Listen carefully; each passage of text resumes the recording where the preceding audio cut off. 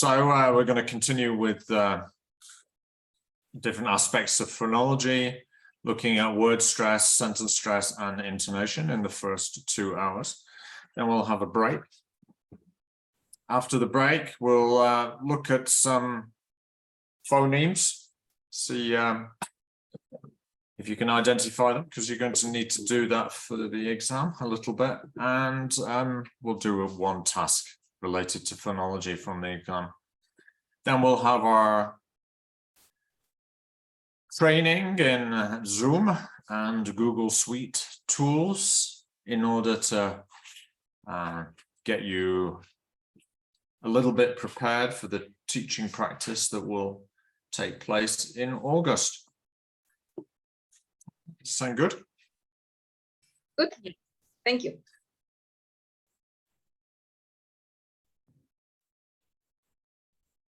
Now, word stress. Now, mistakes in word stress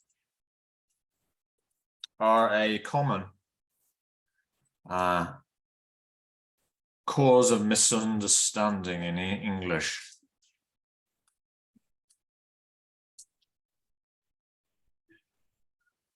Here are the reasons why. Okay, I'm going to say a sentence to you. I carried the bottle to the hotel. I carried the bottle to the hotel.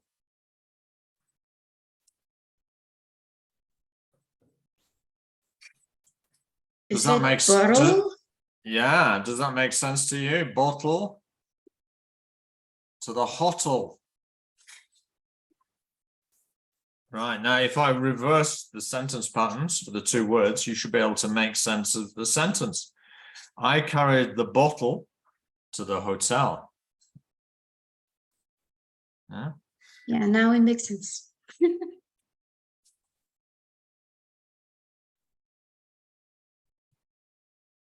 So normally when we say bottle, it's the first syllable that's stressed. And with hotel, it's the second syllable that's stressed. No. So stressing the wrong syllable in a word can make it very difficult to hear and understand.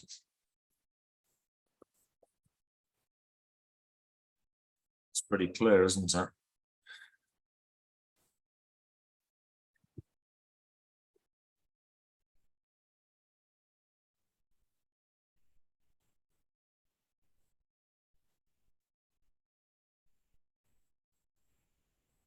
I'm going to dictate a sentence to you.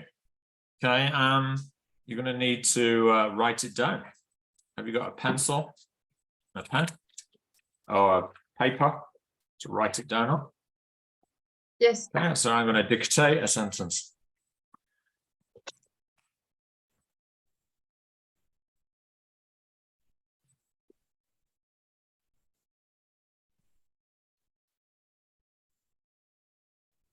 They will desert the desert by tomorrow. They will desert the desert by tomorrow.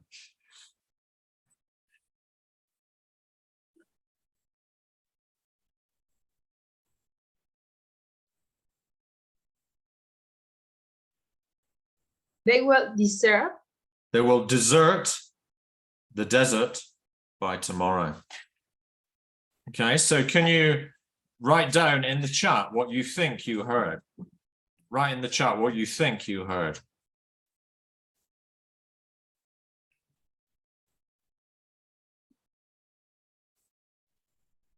I'll read it one more time. They will desert the desert by tomorrow.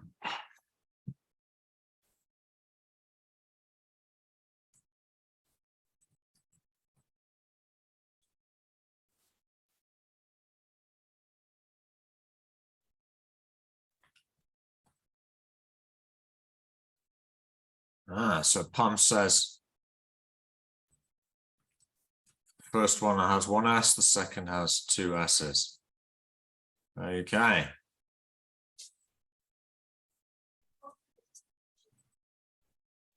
Karina is actually the right one. Okay, so what I said was this.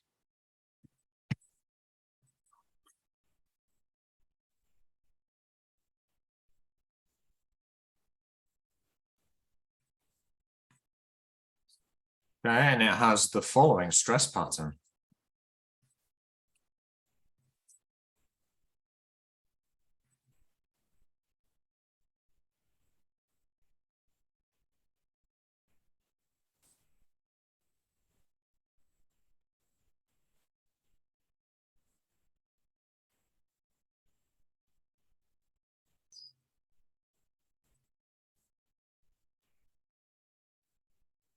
So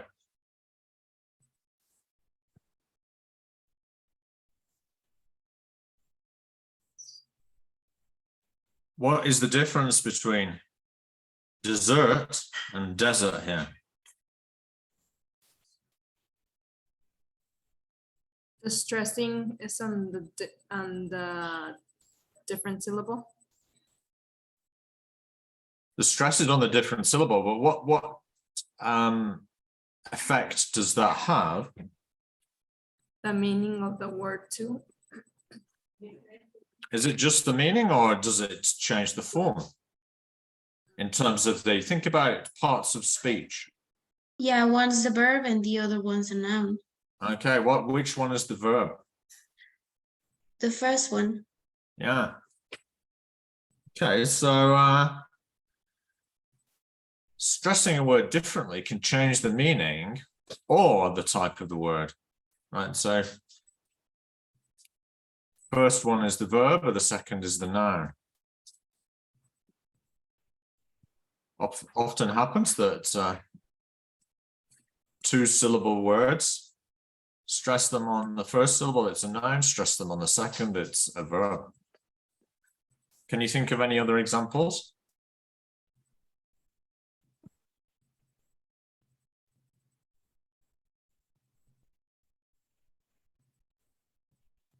How about record and Record. record? Yeah.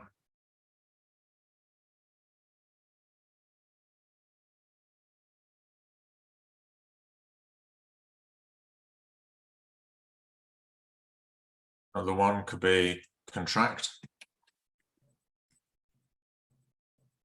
Contract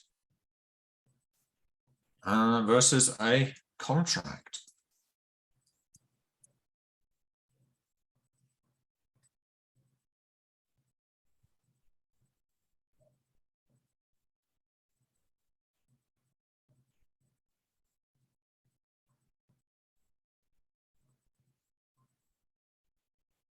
So nouns used to be stressed on the first syllable. Are usually, but of two syllables. Like nouns of two syllables are often stressed on the first syllable, right? But when you get into longer syllables, it changes. So don't generalize too much on that one, yeah? Okay, thank you.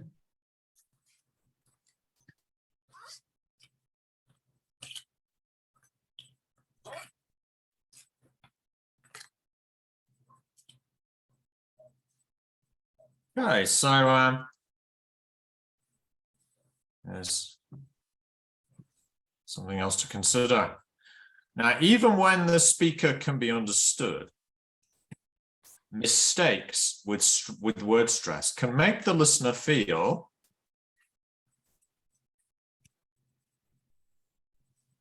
how do you think the listener can feel?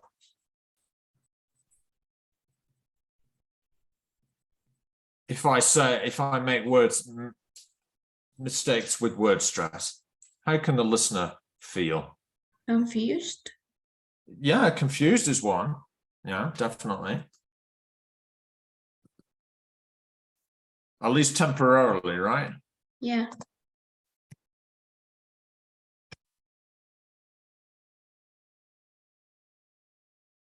Any other adjectives we could use to say how the listener might feel?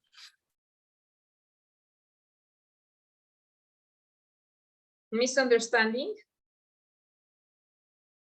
Well, that would be similar to confused, Confused. yeah.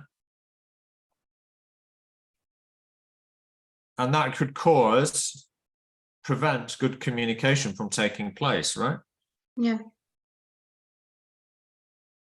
It could also feel irritated Mm-hmm. or even amused. So these three reasons make word stress an important part of the English language, and it's sometimes something you should help your students with. Okay, so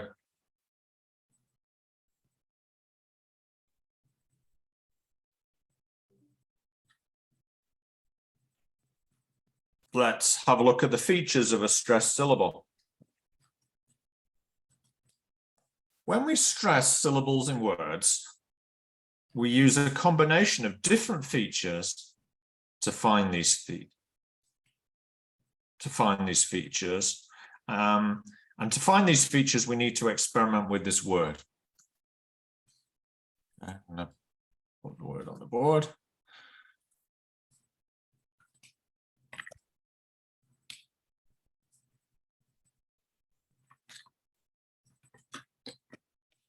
Okay, I'd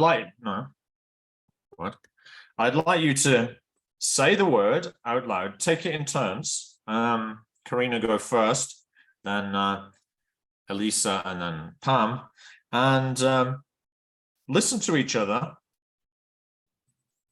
And also think about what things you're doing so that the listener can hear the stress.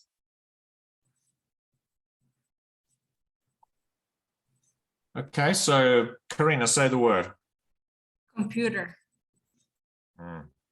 Say it again. Computer. Elisa, please say the word. Computer. One more time. Computer. Pam, please say it twice. Computer. Computer. All right, so what are you doing so that the listener can hear the stress there? Computer.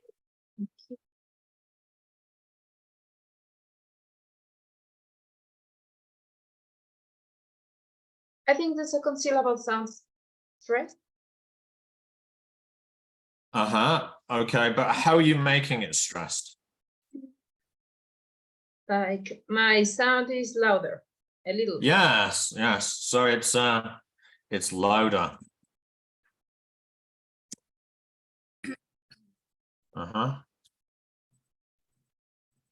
What else?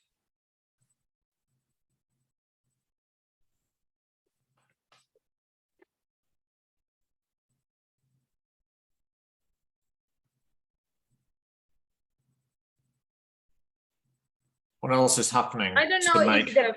if the first syllable is like just one sound.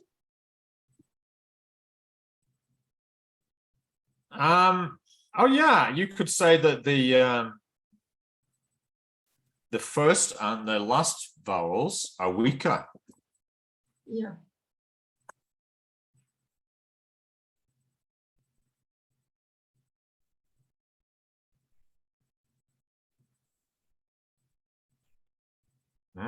So surrounding that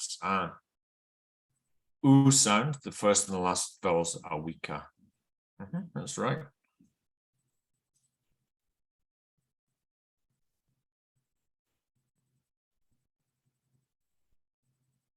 Any other things?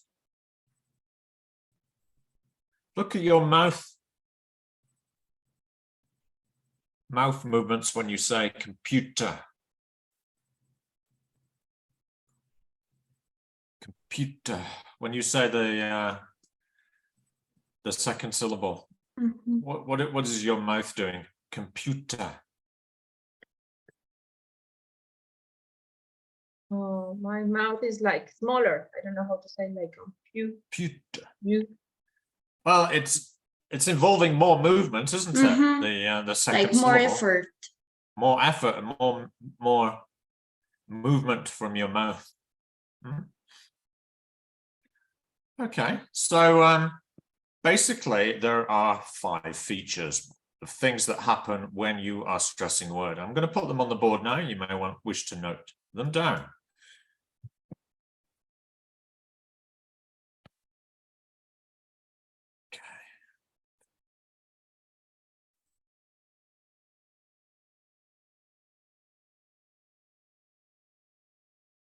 So a stressed syllable combines 5 features.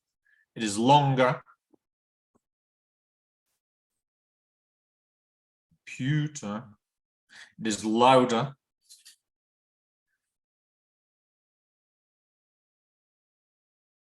Has a change in pitch from the syllables coming before and after. It's usually higher than the surrounding syllables. It is said more clearly. The vowel sound is purer. Compare the first and last vowel sounds with the last stressed sound. So,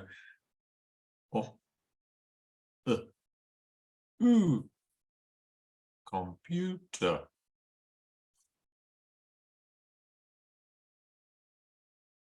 Uses larger facial movements. Look in the mirror when you say the word. Look at your jaw and lips in particular. Sometimes we need to show students how to actually move their Mhm. mouth parts. What is pitch form? Pitch from the syllable. The pitch from the syllables coming before the afterword. Let's have a look in. This is why we need to be consulting our TKT glossary. Okay, I consult. Let's have a look. I think we all need to do that periodically. TKT glossary.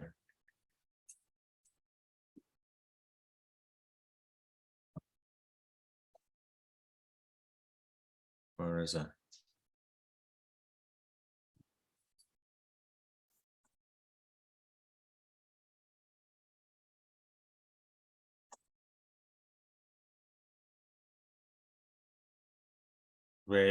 These are technical terms. We have to be precise with them, right?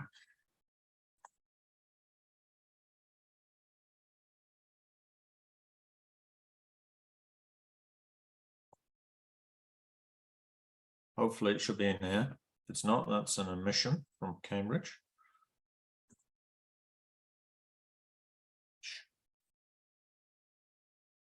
Huh.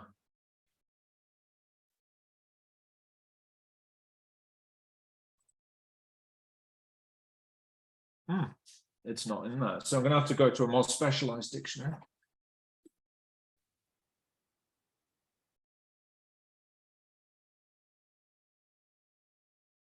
Pitch.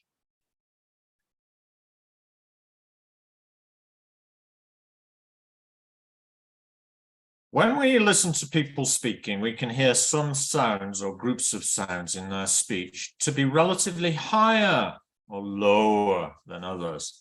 This relative height of speech sounds is perceived by a listener is called pitch. For example, in the Spanish question, listo, meaning are you ready, the second syllable, to, will be heard as having a higher pitch than the first syllable, listo. When we hear as pitch, what we hear as pitch is produced by the vocal cords vibrating. The faster the vocal cords vibrate, the higher the pitch. Thank you, teacher Andrew.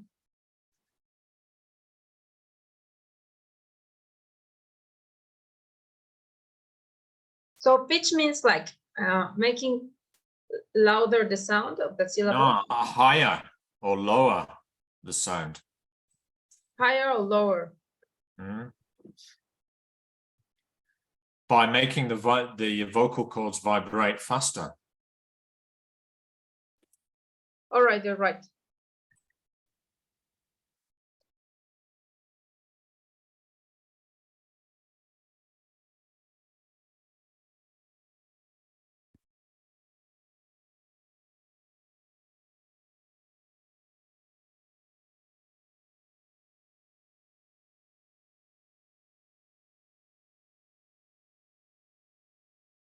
Listo.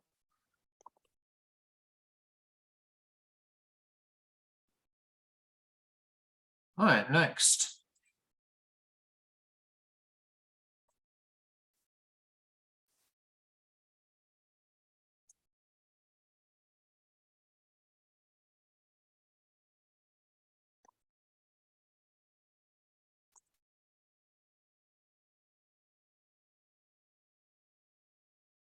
Now, we're going to do a discovery activity to try and figure out some stress rules for stress, all right?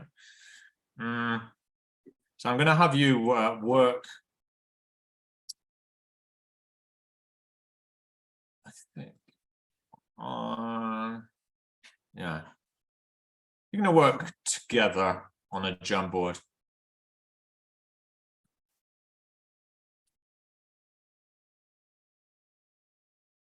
And I'm going to give you 1, 2, 3, 4, 5, 6, 7, 8, 9, 10.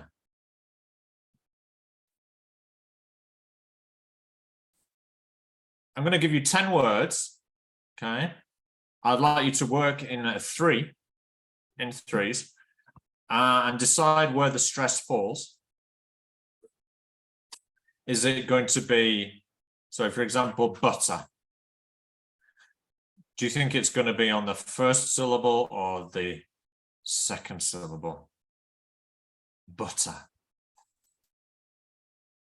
Or if you prefer, butter, yeah, in American English, but it's the stresses are still on the same syllable, whether it's butter with stressing with the t sound, or butter with American English. So what do you think?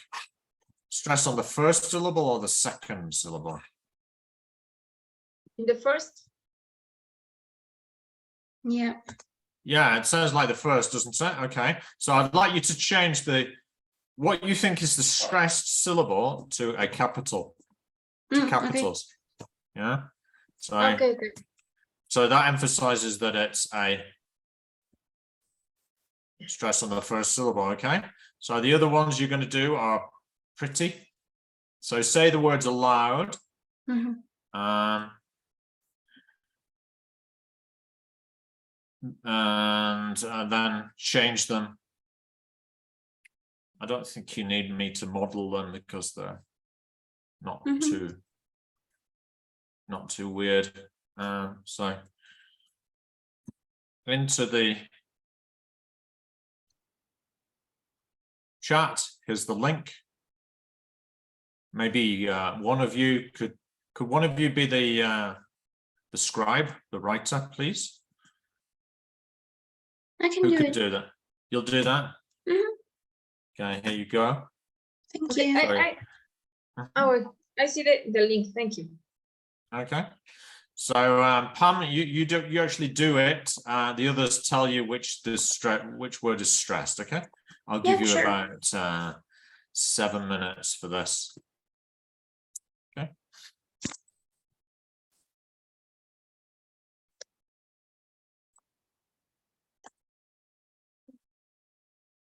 See.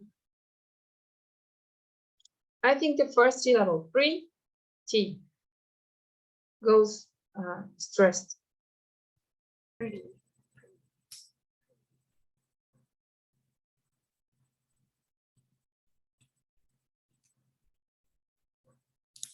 For the first, you agree, Karina?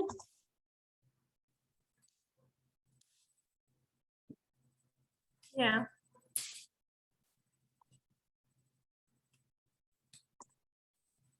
Pretty.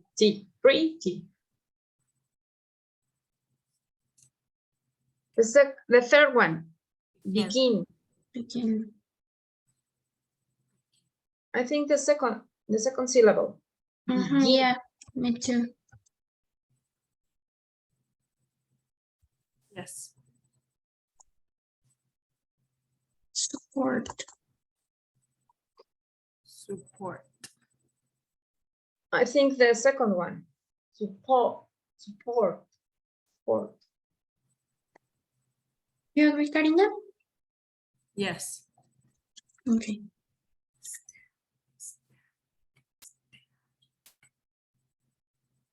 Static. Static. The first one, static. Do you agree, Karina? Yeah. Mhm.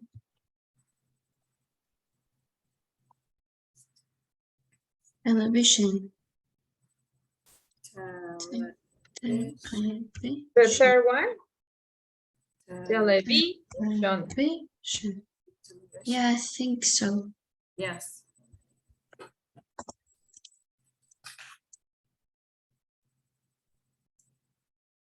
Democracy. Democracy. Democracy. I think it's Mo. Okay. Second one. Mm-hmm. Democracy. I agree. Economical. No, I think it's no. Economical.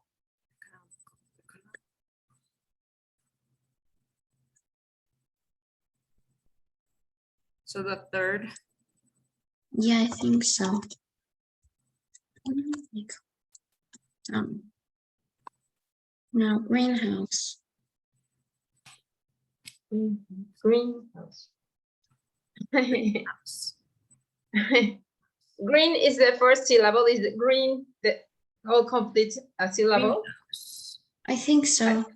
And green is the spread syllable. Now blackbird. Black. Yeah. Black. Blackbird. Blackbird. So we all agree with all of this? I agree. Yes. Okay.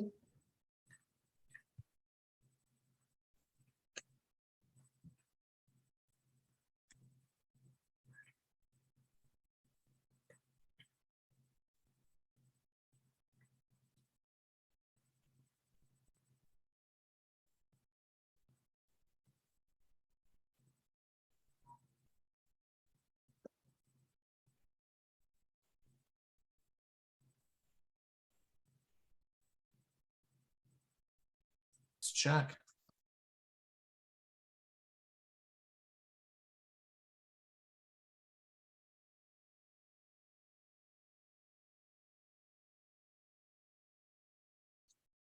Hmm.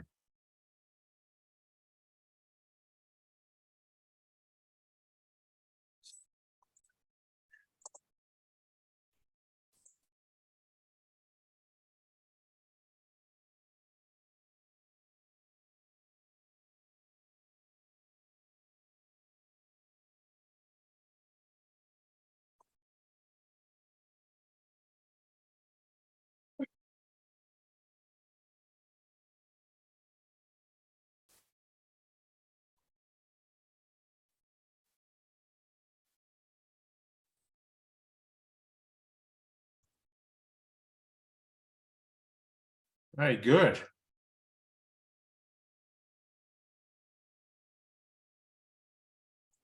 Now,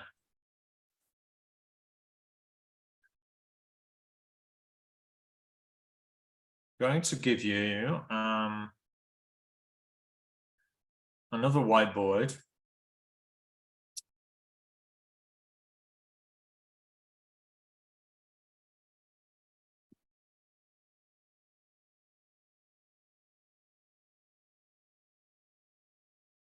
And you've got to,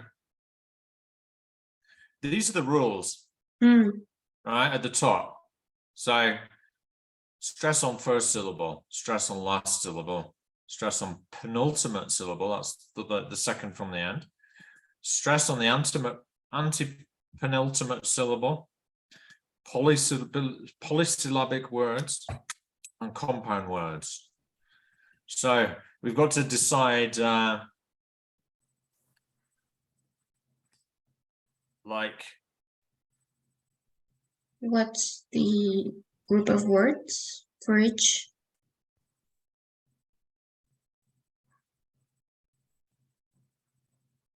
what's the indication, right? The indication here would be, so stress on the first syllable would be most two-syllable words, nouns and adjectives, right? Have the stress on the first syllable. Then example. Yeah, then an example. So that would be butter or pretty. Okay. Okay, so you've got to find a green sticky and then a pink sticky with the examples. Okay. All right. So it's on page 2. Okay, so please work together. Give you a few minutes to work on that. The same Jamboard. It's Yeah, on the it's the same Jamboard, but it's on page 2.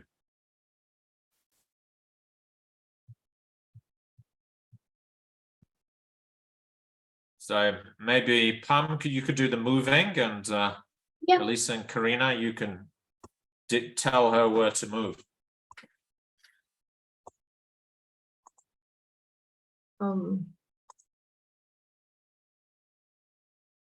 Stress on last syllable.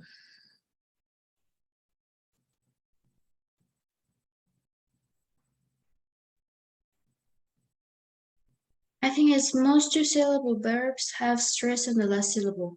You agree? This one. Yes, and then the example is begin and support.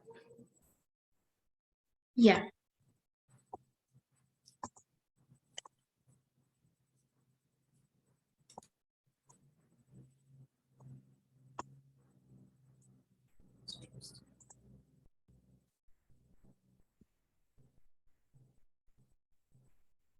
Stress on penultimate syllable.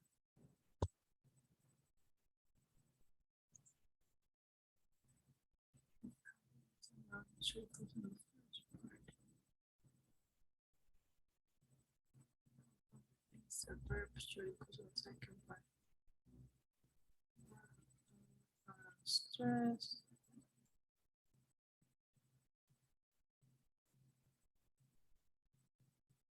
What about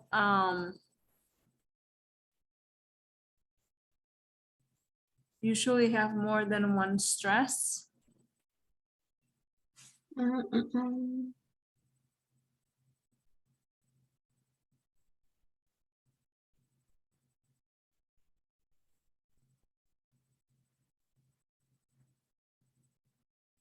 I'm not sure.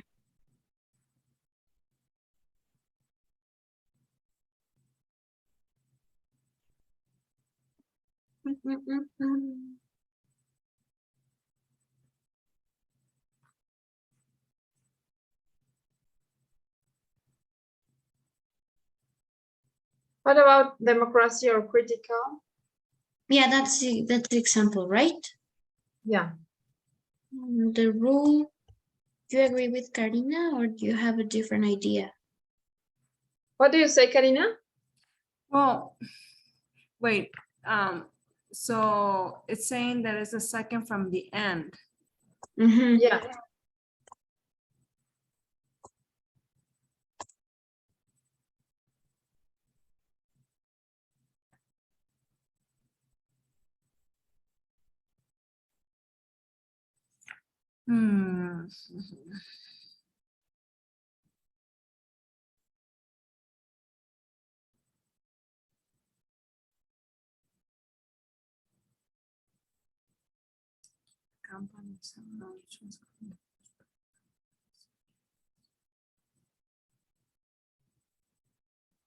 What do you think about if compound is a noun, stress goes on the first part?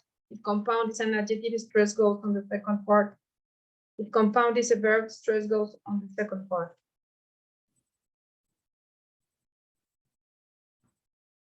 Yeah, I think that could be the rule.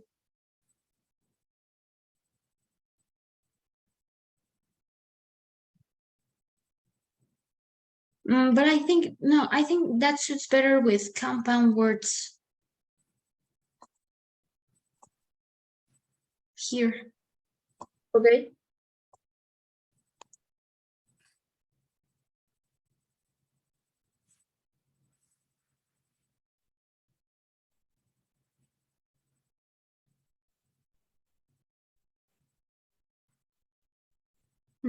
I think this is the example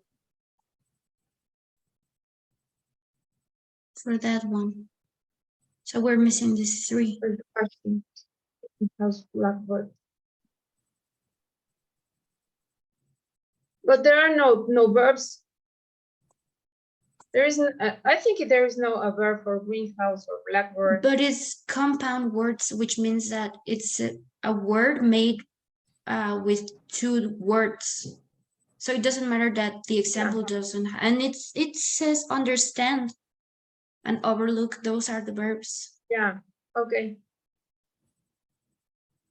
This one I think is for polysyllabic because it's usually have more than one stress because these words are longer, right? Right. And which would be the example? I think maybe this one, international antibiotic. You agree? I need to check. What about Okay. words ending in CY, TY, PHY, and GY for the stress and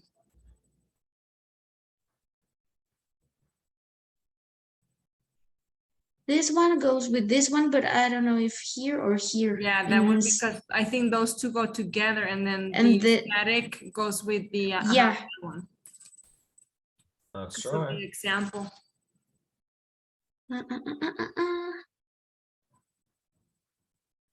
You think that these are right the way they are here I'm not sure if they're in the right, or order? yeah, but I think those go together. Yeah, me too.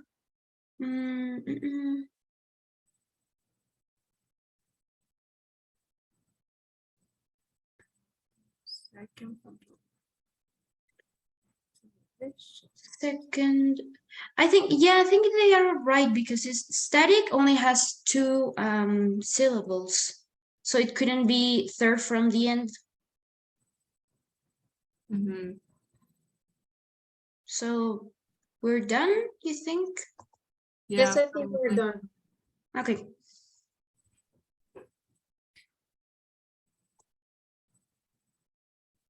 And I think you're right. Let me just check.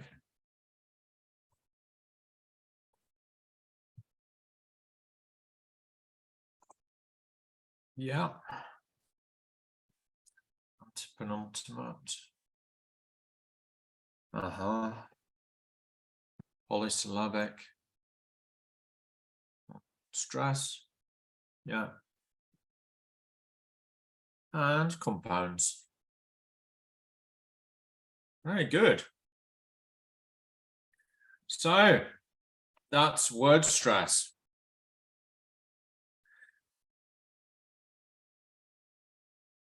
We're going to look at sentence stress shortly. But you'll notice when we come to study sentence stress that the difference with word stress is that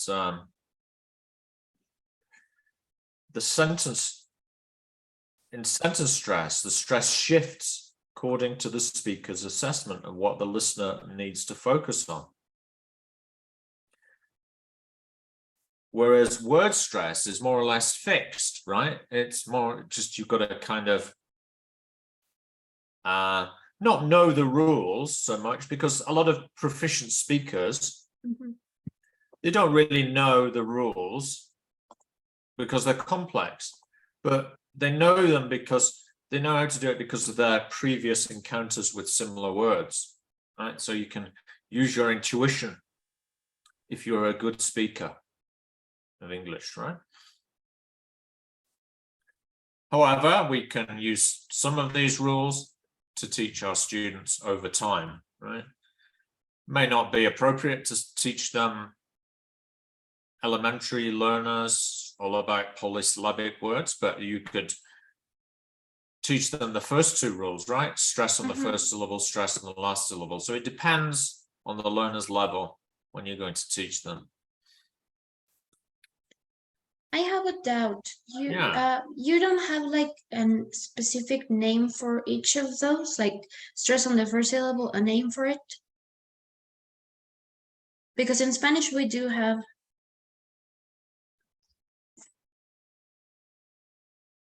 I don't think there's a specific name for them. Okay.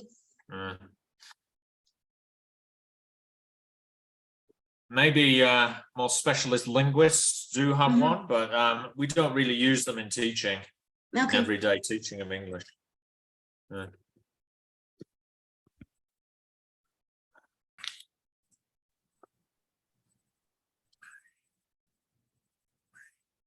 Now, let's move on to word sentence stress then.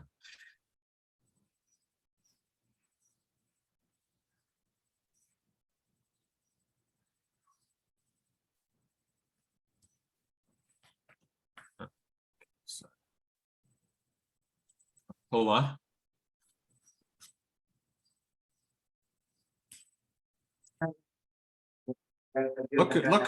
Look at this sentence. Janice wanted to buy the green skirt.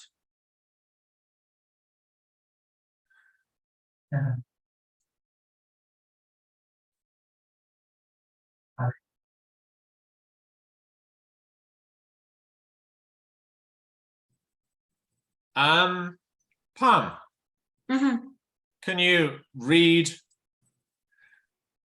the sentence and choose a word that you're going to stress in the sentence? Janice wanted to buy the green skirt. Okay, is there a word in the sentence that you want, are you going to stress? Green. Okay, why did you choose that? Because maybe there are other colors and she's choosing that color. Okay, good. Karina, can you read the sentence, please? And you choose a word in the sentence to stress. Janice wanted to buy the green skirt. Okay, which word are you stressing?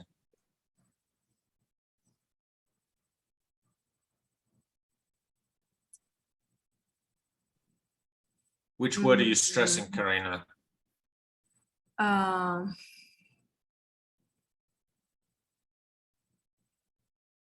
Wanted.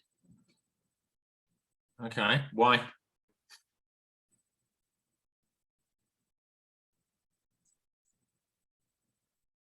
Because she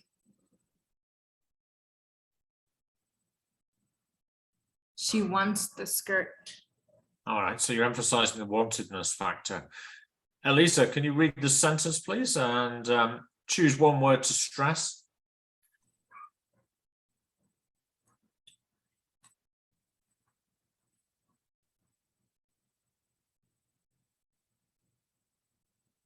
Can't hear you. Janice wanted to buy a green skirt. Okay, which word are you stressing? Want?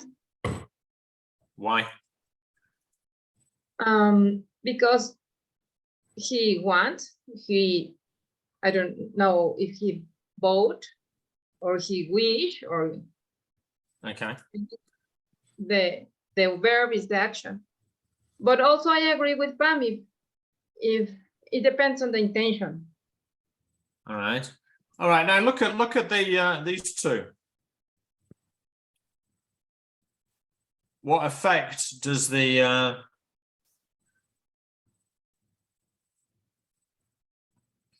stress on Janice have? Janice wanted to buy the green skirt. Maybe there was a group of friends and they were all like shopping and Janice was the one that was interested in this skirt. That's right. So it's Janice, not Anne, who wanted to buy the green shirt, right? Mhm. What about this one? Sí, por favor. ¿Vale? No, desde el número 3. Yo sí tengo uno de-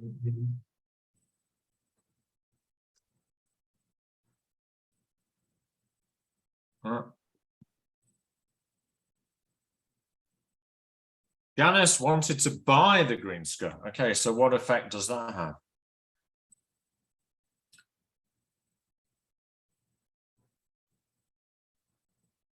That she's not just looking at the green skirt, she really wants to buy it. Or the opposite of buy would be sell, right? Mm-hmm. She wanted to buy it, not sell it. Oh, okay.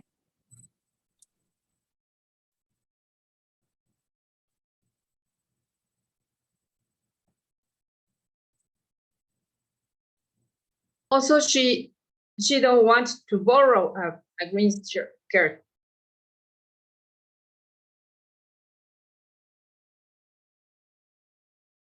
Right. So, although individual words have their own stress, stress is also an important feature of sentences. Utterances, that is spoken sentences, usually have one main stress. And there might be one or more secondary stresses.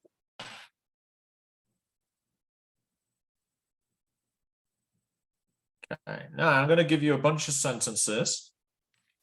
And I'd like you to read them aloud and determine how stressing the sentence may affect the meaning differently. Okay, so for this, you're going to need your handout. The handout is that I sent you by email. Mm-hmm. Which one is it? Right, let's have it. It's Phonology 2 input session. Okay. Let me send it through your chat just to make sure that you have it right. So it's the one with Jim did it. Okay. All right. Let's do the first one as an example. I'd like you to highlight with a dot where you think the stress sits best. Okay.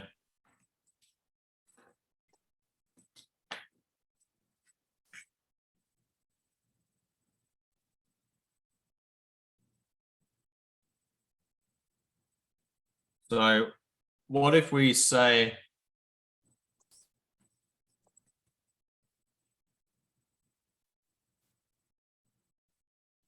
Jim did it?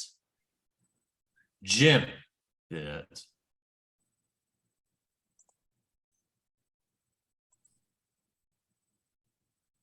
That could be, it was Jim who did it, not someone else, right? Mhm. Hmm? And this one, Jim did it. Jim get it. did it. Jim did it. What's the effect there? The That verb. he get it. He succeeded. Right, yeah. So the speaker might feel satisfied and happy. All right. Whereas with the first one, it was Jim who did it, not someone else. Okay. So I'm going to leave you to talk together with these. And maybe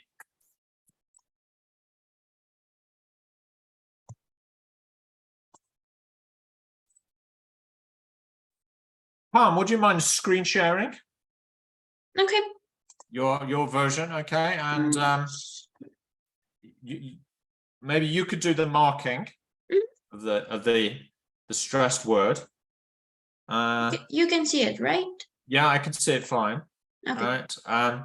You do the marking, and the other two, they can you discuss together where you think is the best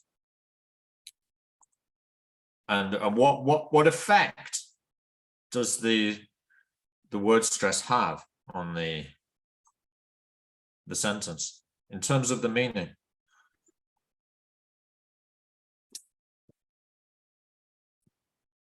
So I'll give you about 10 minutes for this. Starting now. Okay, so I couldn't ask Mary who was in the garden.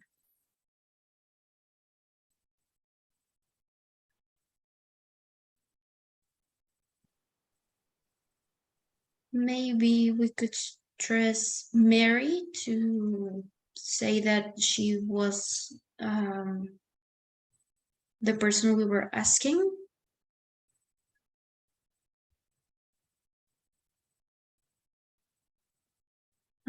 How does that sound? I couldn't ask Mary who was in the garden. Yeah, you can do Mary because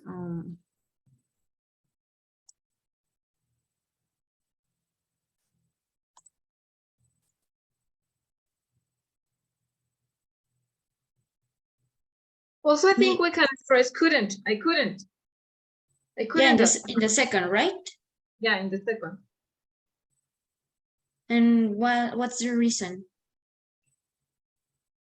Because the matter is it was not possible, so Maybe like she left before I could ask her, right? right. so for Mary, we couldn't ask Mary who was in the garden. We're doing Mary because that's the person that we're not asking. Yeah. Or you want to change it? No, that's fine. I just wanted to know the reason. Ah, okay. Yeah, because I was also thinking about like we could stress garden to highlight the place maybe.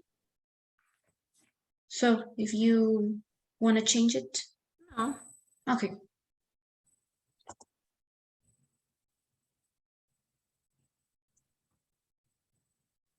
I couldn't. I couldn't.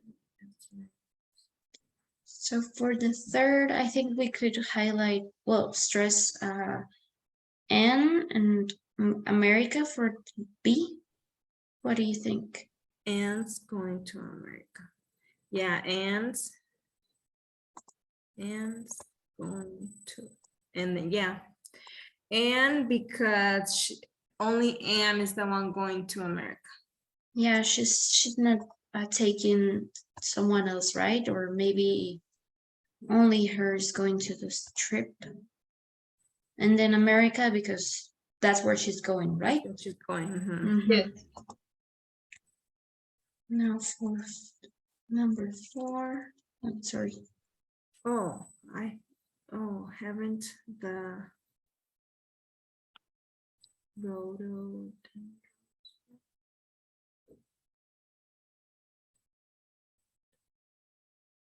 We can do the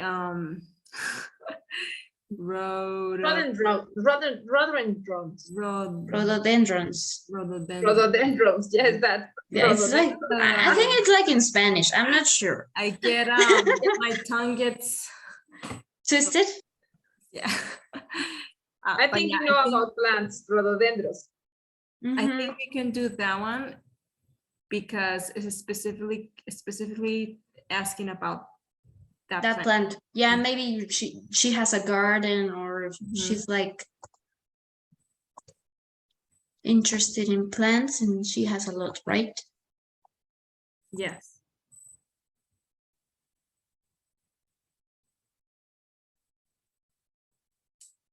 Maybe for the other we could stress haven't because maybe it's like the season for these plants to grow and maybe if they haven't grown there's a problem there, maybe not enough water or something like that.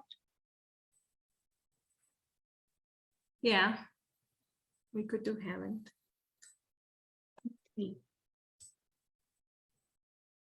Yeah. Now for 5. This is the right one, isn't it? Maybe we could highlight this, the first one, like this and not others.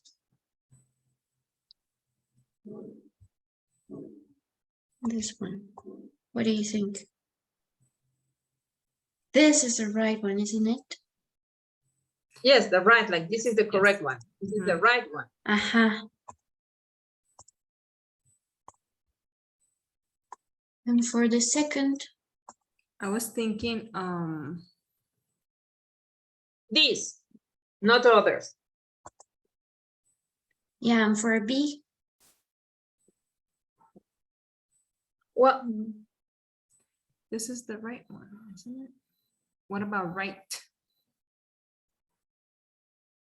and This what is the what right. will be the reason? it is not the wrong. This is the right one or one. Mm.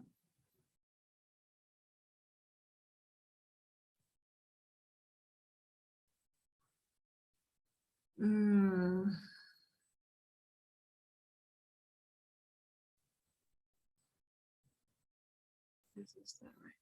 Sorry. Well, when I look at the sentence, I'm thinking like Mhm. maybe they're talking about someone that is getting married, and they're talking about, oh, this is the right one. Like this is this. Okay, okay. That's what I'm thinking. You know. So. The word right. Mm-hmm. Mm, I'm not okay. sure. But Yeah. like you had a lot of girlfriends, but this is the right one. Does that make Yeah. sense? Yeah.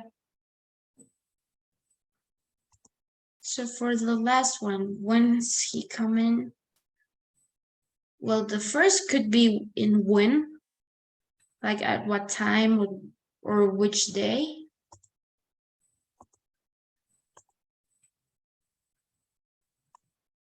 And for the second, When's he coming?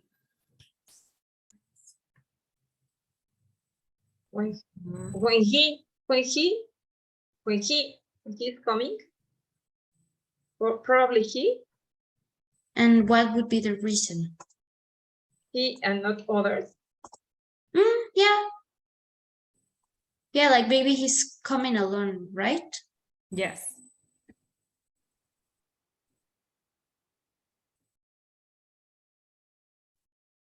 Or maybe we're expecting his arrival when he's coming.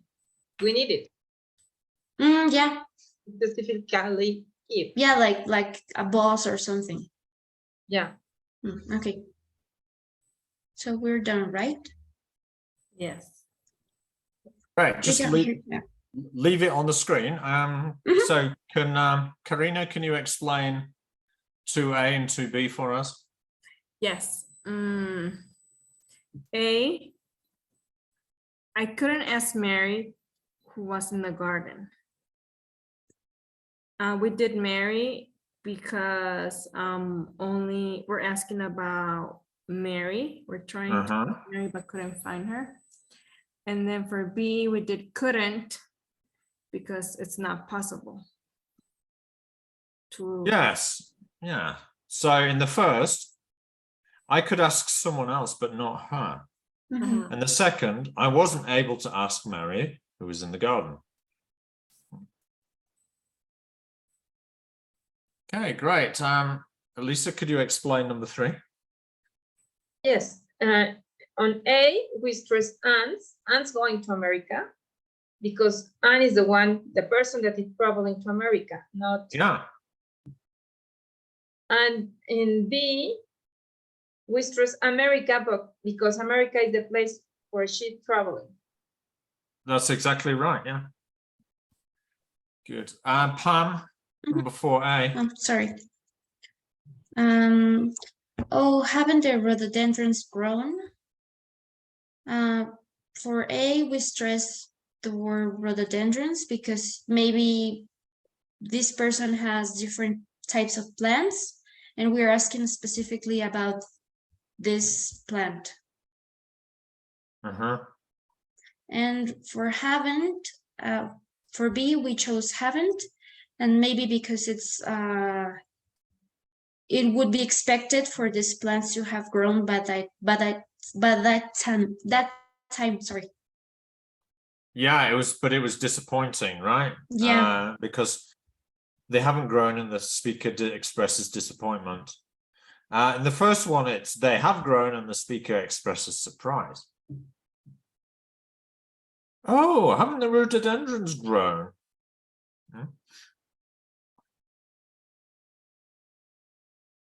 All right, so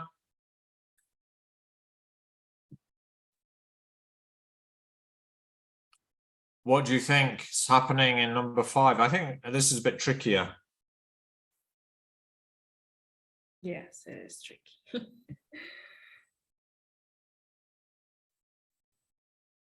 Can you explain, Karina? Yes, so this is the right one, isn't it? For letter A, we did this. And we did this because it's this, not other.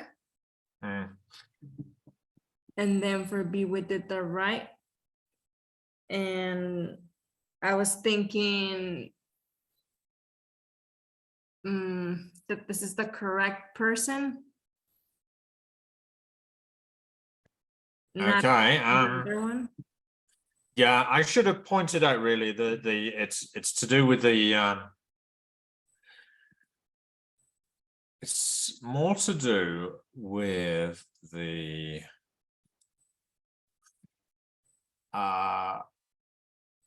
tag question here at the end, right? Now, the stress would go on it in both cases, but the difference is the intonation, the pitch goes up. If the pitch goes up on it, they're asking for information. This is the right one, isn't it? And if the speaker voice goes down on it, that's looking for confirmation. Also, one's more like rhetorical. This is the right one, isn't it? Yeah, the second one is more rhetorical. You know, it's not really a proper question. It's just asking for confirmation. Yeah. Yeah. Okay. Yeah. So in both cases, the it needs to be stressed. Yeah. Okay. But it's just a way of, does the pitch go high or does the pitch go low?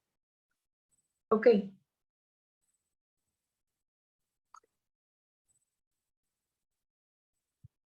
All right. No, it's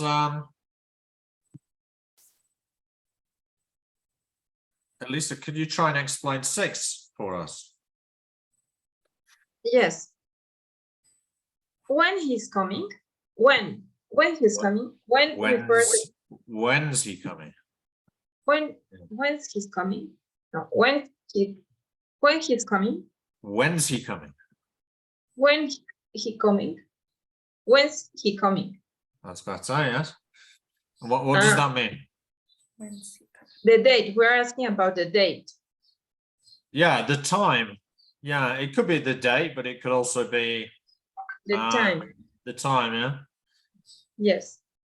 And on the second one, when's he coming? We're asking about the person, the typical person. Is Probably it he? Yeah. or a boyfriend, or I don't know. Yeah, so the speaker in the second one is the speaker wants to know when he, not she, is coming. When's he coming? Yes. Right. Good. So I just pop up the correct answers onto the PowerPoint in case you need to check. Here are the right ones.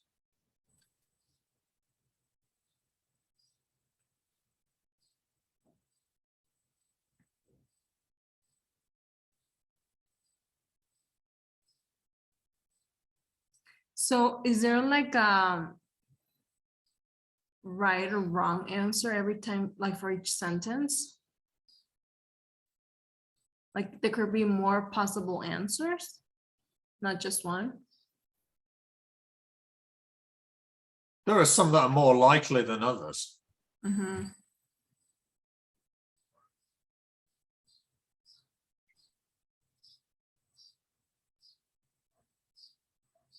I mean, another possibility in A was that the person would stress garden. Mm-hmm.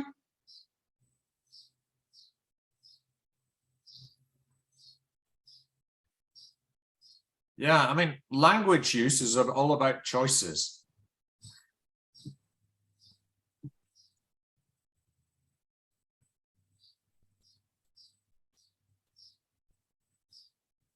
Good language use is about appropriate choices given the situation or the context.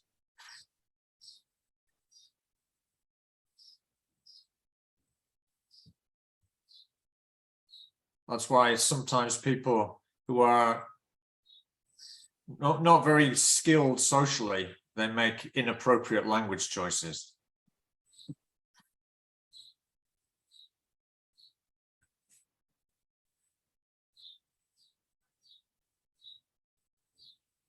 It's not really about right and wrong, is it? It's all about inappropriacy. Yeah. Appropriacy or inappropriacy. Or like the context, right? Yeah. It's not really about ethics, because that would be right and wrong.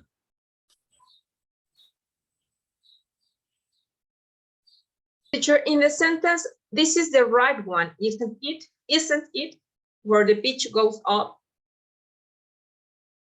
It means that, They're asking for information. thank you. This is the right one, isn't it? Okay, okay. Yeah, this is the right one, isn't it?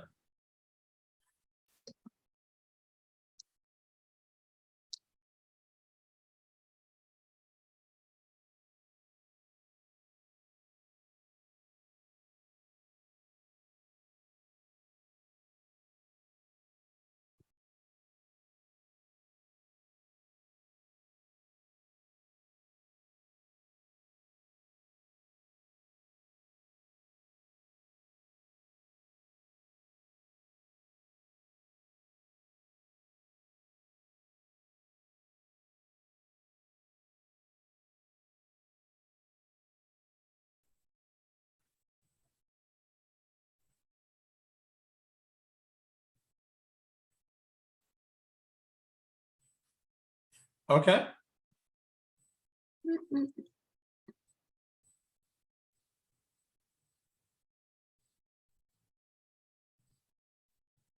Now, the next stage is to raise your awareness of how we can get meaning across by using intonation.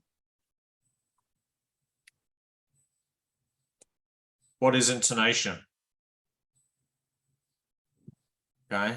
Now, it's important to get the definition right. Intonation refers to the way the voice goes up and down in pitch when we're speaking. Is a fundamental part of the way we express our own thoughts, and it enables us to understand those of others, thoughts of others. It is an aspect of language that we're very sensitive to, but mostly at an unconscious level.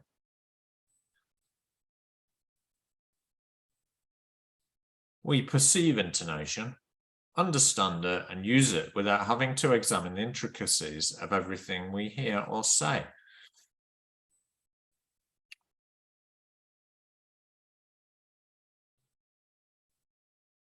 So intonation helps us determine and differentiate between meanings.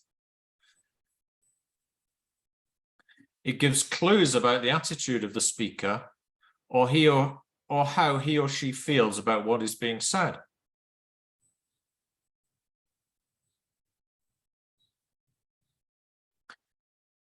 Intonation may share certain common aspects across languages, but also has I think, sorry, that should be many features that are language and culturally specific. Language and culturally specific. Sorry about that error. So it should be many features that are language and culturally specific. So the intonation system of Spanish is going to be different to that of English.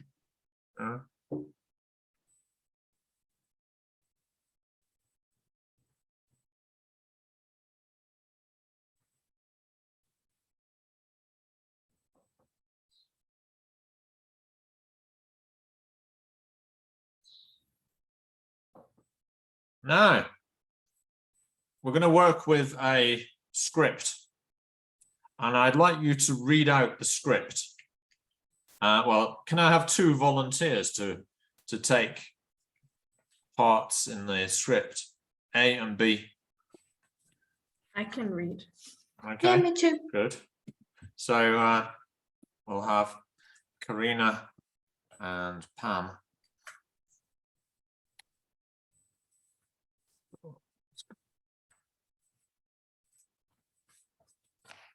Okay, so here's the script. It's on page 2 of the handout. I'll display it on the board so you can see it. Okay. Thank you. So who's going to be A and who's going to be B?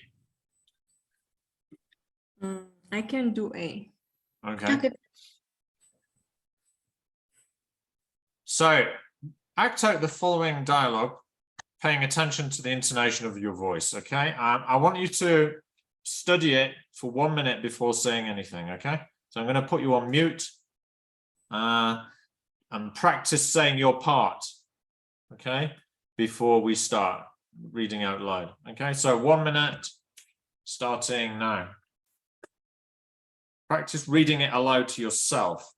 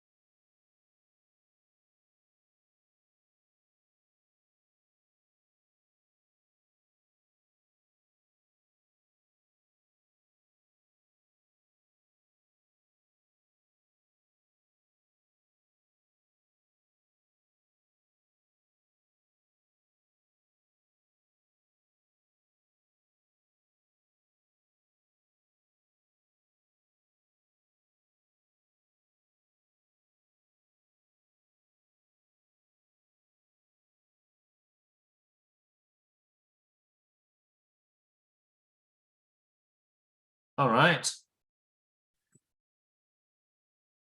Okay, so go ahead and Karina and Pam.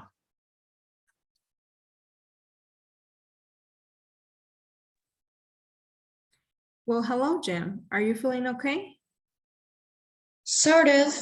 A little bit tired. What about you? Oh, things are going fine. Would you like a cup of coffee? I think I'd rather have a cup of tea. Would you like to go to the coffee house? That sounds very nice. And what are you planning to do tonight? Well, I got no plans as of yet. Would you like to go to the movies with me? What a great idea. All right, so how do you think that sounds, that dialogue?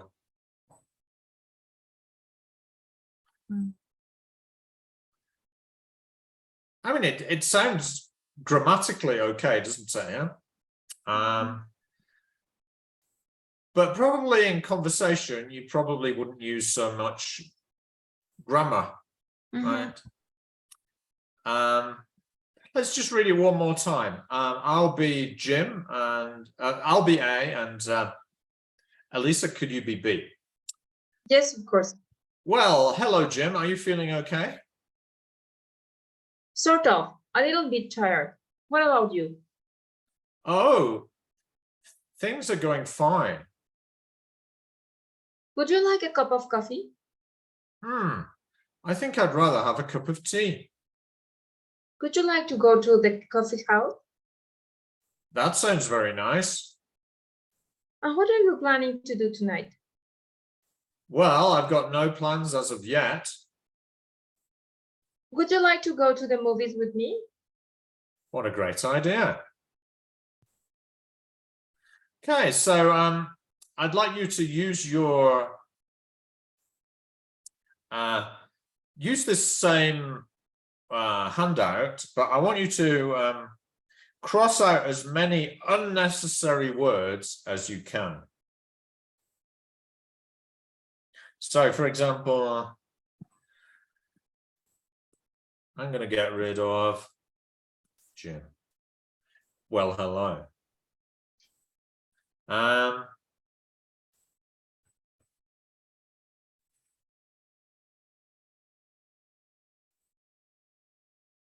And now in conversation, this would be acceptable. Jim, you okay? Yeah. We don't even need this auxiliary verb. So, Jim, you okay? And then Jim says, maybe tired. You?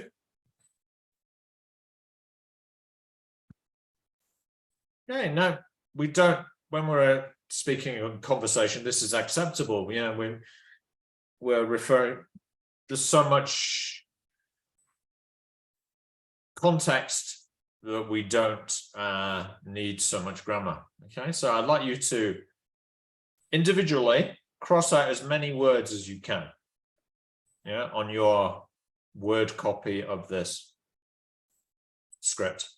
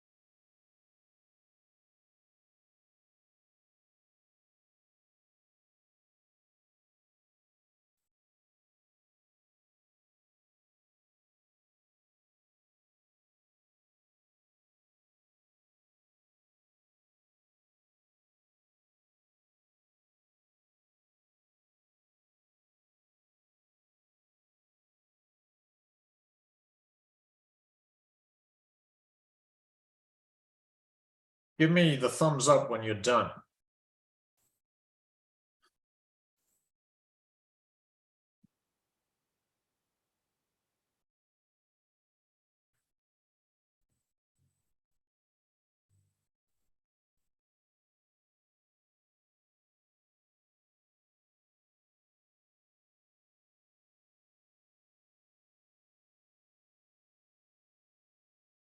Lisa's done.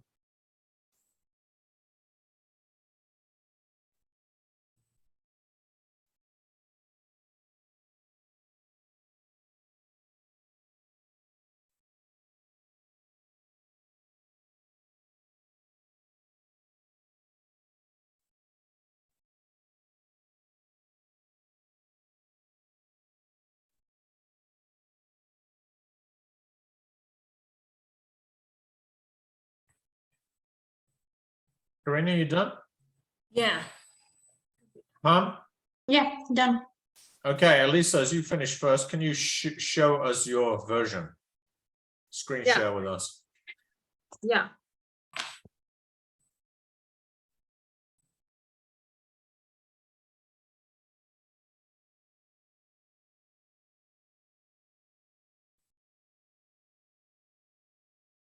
Can you see my screen? It's coming.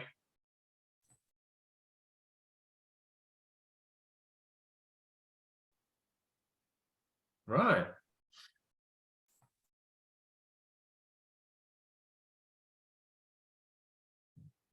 Pretty good. Yeah, I could imagine that would still make sense perfectly in a conversation. So good job. Yeah. Thank you. Karina, can you show us yours? I did it on paper. Can I You read can- it? Well, you could show it up on the Oh, okay. the screen. I just- in the camera. I don't know if you can. But I just crossed it out. Okay. All right. Cool. All right. Yeah. Sorry, I can do it on. All right.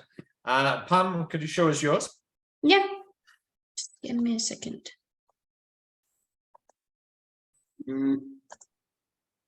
Screen.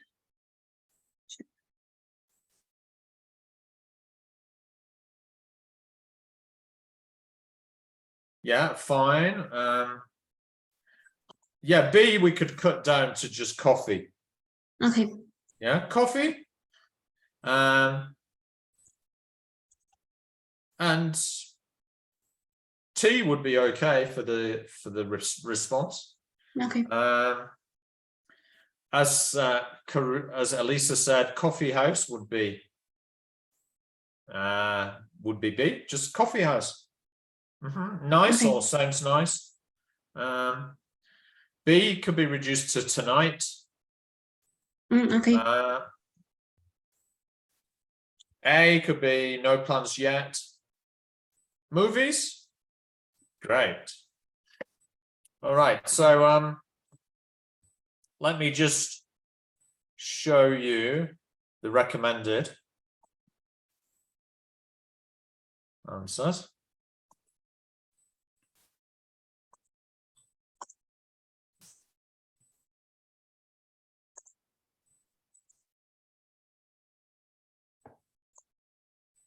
Okay, so the arrow going up stands for rising pitch, voice going up, yeah? Jim, you okay? Tired, you? And intonation, the down arrow is for falling, right? If you have problems getting your learners to do this, get them to move their heads up and down. Yeah, fine. Tea. Nice.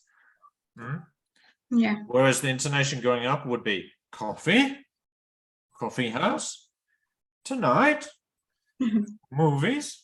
All right. So I'd like Karina and Pam to go back, do your original roles. So I think Karina, you were A, Pam, you were B, right? So please do it for us. Yeah, me okay?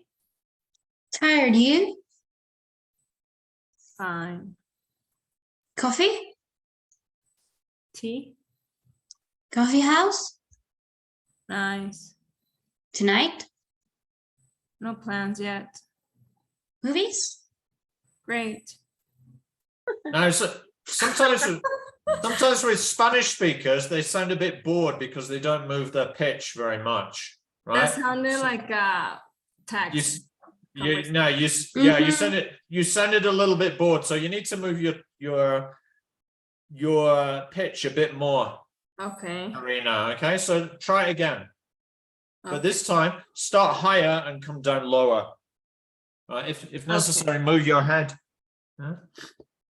This is the problem with Spanish speakers, unfortunately. Their intonation sometimes sounds like they're bored. to English speakers, yeah? Okay. Right. Okay, let's try it. Jim, you okay? Tired, you? Fine. Coffee? Tea? Coffee house? Nice. Tonight. No plans yet. Movies? Great. That was better. Yeah, it was a bit sharper fall, yeah?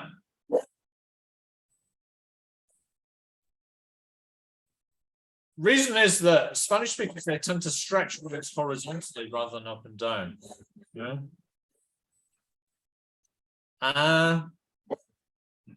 So let me do it. I'll be A and Elisa, you be B. Okay. Jim, you okay? Tired, you? Fine. Coffee? Tea. Coffee house. Nice. Tonight. Tonight? No plans yet. Movies? Great. Yeah. Like this sort of is a good way of practicing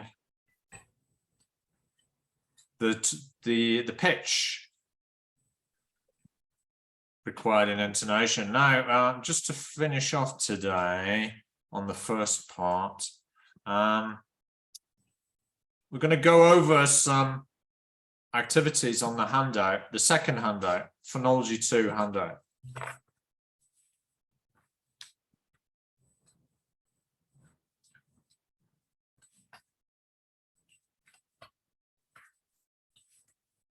So, let me read the first one.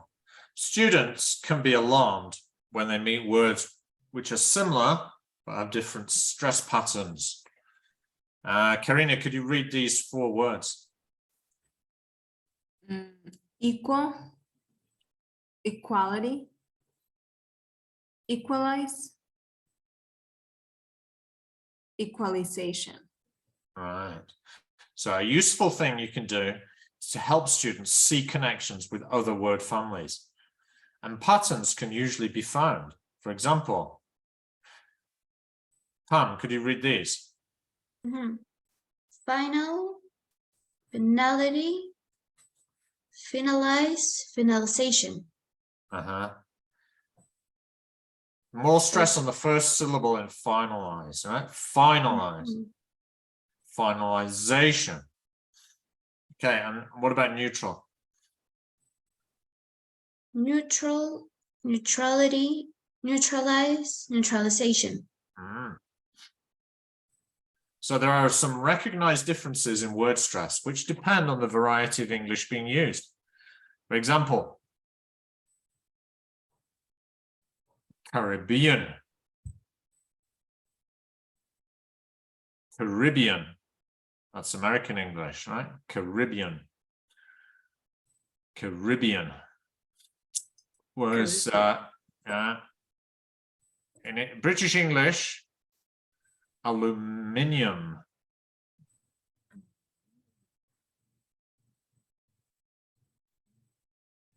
Whereas in American English is aluminium.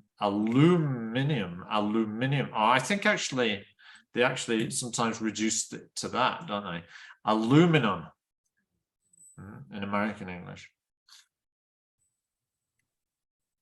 So there are some recognized differences, but they're easy to investigate if you check in a learner dictionary, right? Like the Cambridge one. It's a good one. So if words like this come up in class, point them out to students. Another one is tomato, tomato in British English.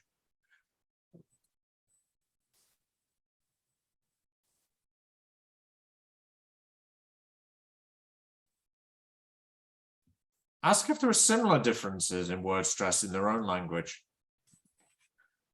This will heighten awareness and interest. Are there any differences between Mexican and Spanish? Now, so in the classroom, it's recommended that we raise awareness and build confidence. So we help to raise the students' awareness of word stress and its importance. Some learners love to learn about the technical side of language, while others like to feel or see the language more. Hearing the word or music of word stress, or seeing the shapes of the words. So try to use a variety of different approaches. Helping students to engage with English in different ways will help them in their goal to become more proficient users of the language. Build students' confidence by drawing their attention to the tendencies and patterns in word stress that do exist. It's also recommended that you mark the stress.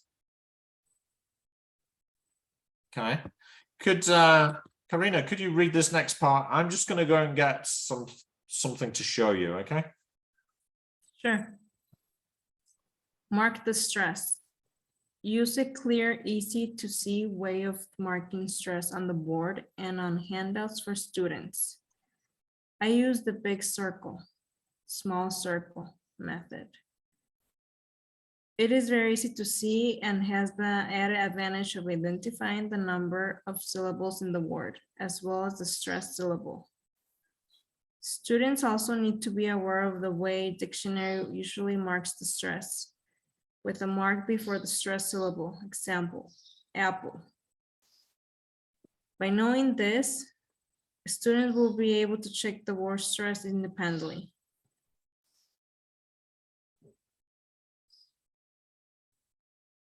Then, do I continue?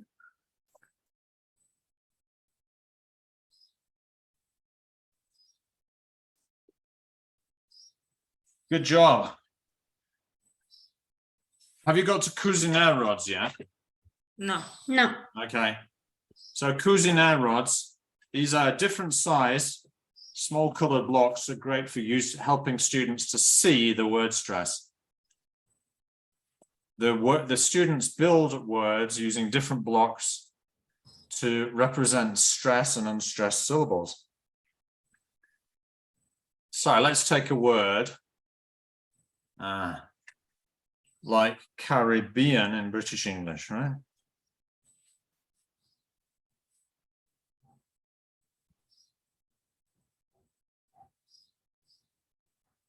Okay, so we use these little blocks.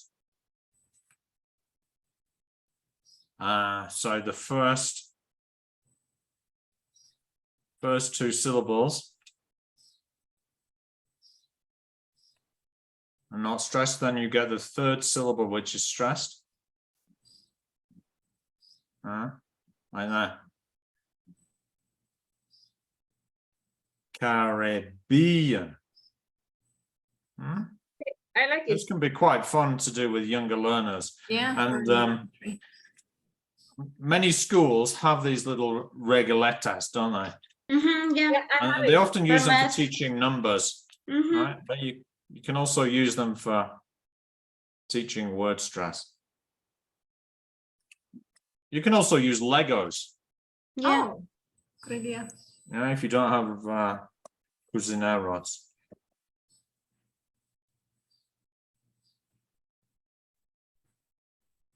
I've had this set for many have a years, question. and very useful.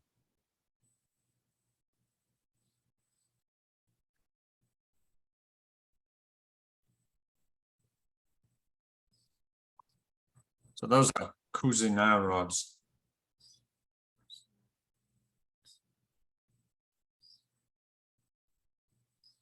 So the next thing would be to integrate word stress into your lessons. You don't need to teach separate lessons on word stress.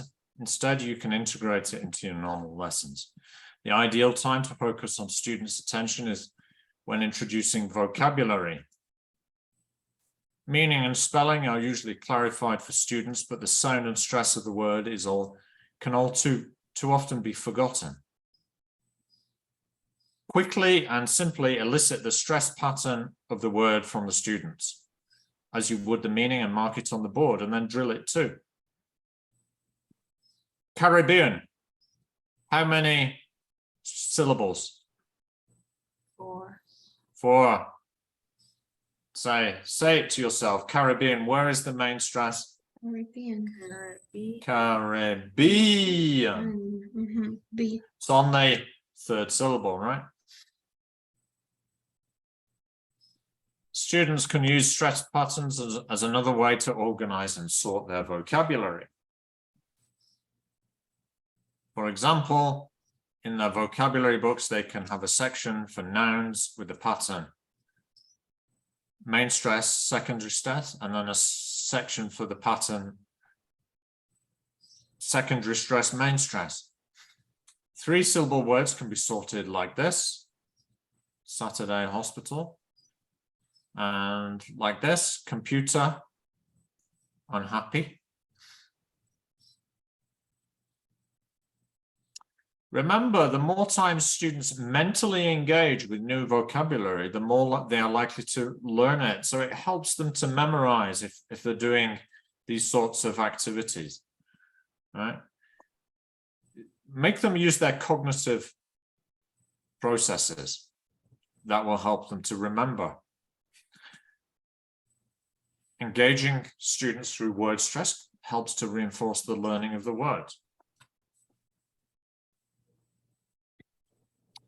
Okay, let's look at a classroom activity. Extending awareness using a recording. Pam, would you mind reading this for us, please? 1 to 11. For this activity, use a dialogue from your course book, or if possible, some fairly authentic recording. Build up the following steps on the board. 1. Play the tape. Ask learners to listen for the stresses. 2. Ask them to put the stress sounds and syllables they hear on the board. 3. Ask them to fill in the other words and observe any word links. 4. Ask them to underline the stressed syllables. 5. Notice whether there are any stretches of 3 or more stresses that seem to make a short rhythm. 6. Ask them to listen for the highest and lowest pitches, or any that are quite clear, and to mark them over the text. Notice those pitches that finish with a rising tone and those that finish with a falling tone. 7. Indicate the ones that seem most significant to the meaning. Don't be afraid to get it wrong. 8. Mark any obvious tone group divisions with vertical lines. 9. Consolidate these observations by helping the class to incorporate them into their own delivery of the sentence. 10. Practice with the tape for speed and also without the tape for consolidation. 11. Ask the class for their observations about the meaning of the speakers and make any links to the intonation patterns, taking into account anything known about the speaker. Do rising and falling tones seem to be referring back to the common ground or adding something new? So common ground is all about something known by the speaker and the listener.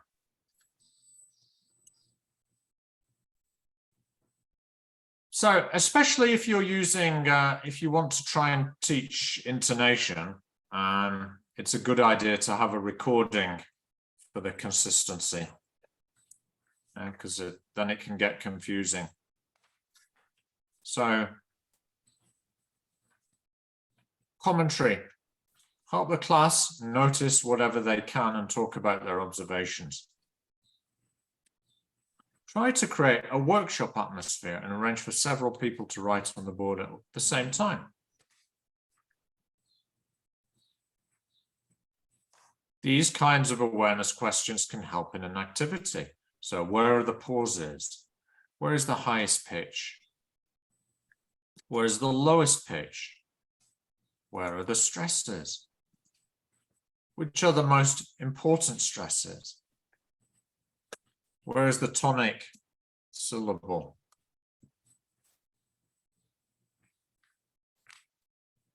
Which direction is the pitch movement? Which words are joined together? Which is the longest syllable? Which syllables seem to disappear?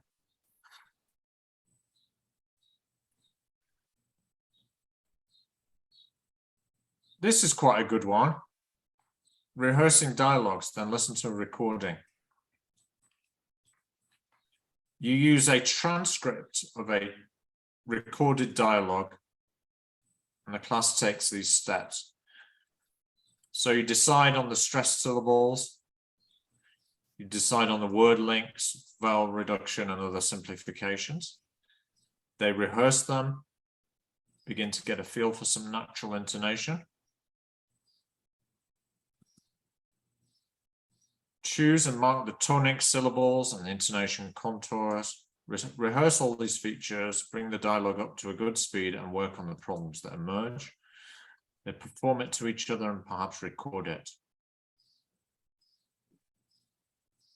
Only when they have invested in all this work in the dialogue do they listen to the published recording of the dialogue. And what do they notice?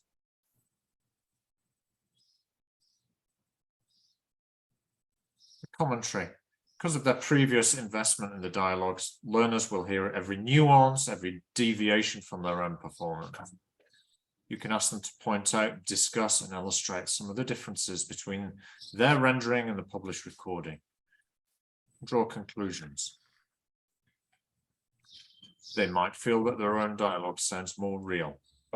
So it's a good idea to... This is a bit complicated, but basically, it's a good idea to get them to practice and record dialogue so that they can hear their intonation. Raises awareness of it.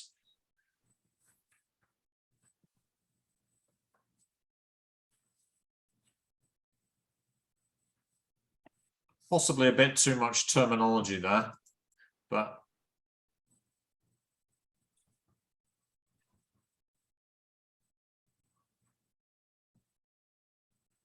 I think the on this handout, the ones relating to word stress are probably the easier ones for you to apply in the class, yeah? And then you can, as you get more experience, you can work on sentence stress and intonation. So start with the basics, try and include them into your class, even if it's like 5 minutes. So we're coming up to our break. After the break, we're going to do a bit of work on individual sounds. I'd like you to please, if possible, download the pronunciation chart. Chart. So if you click on the link, you should get this. It would be nice to be able to download the interactive pronunciation chart. If you can't, well, ni modo, but we could try. Now, if you've got a telephone or tablet that is Android, you could download the app there at Google Play. If you have a telephone or tablet that is Apple, then you can go to the Apple Store.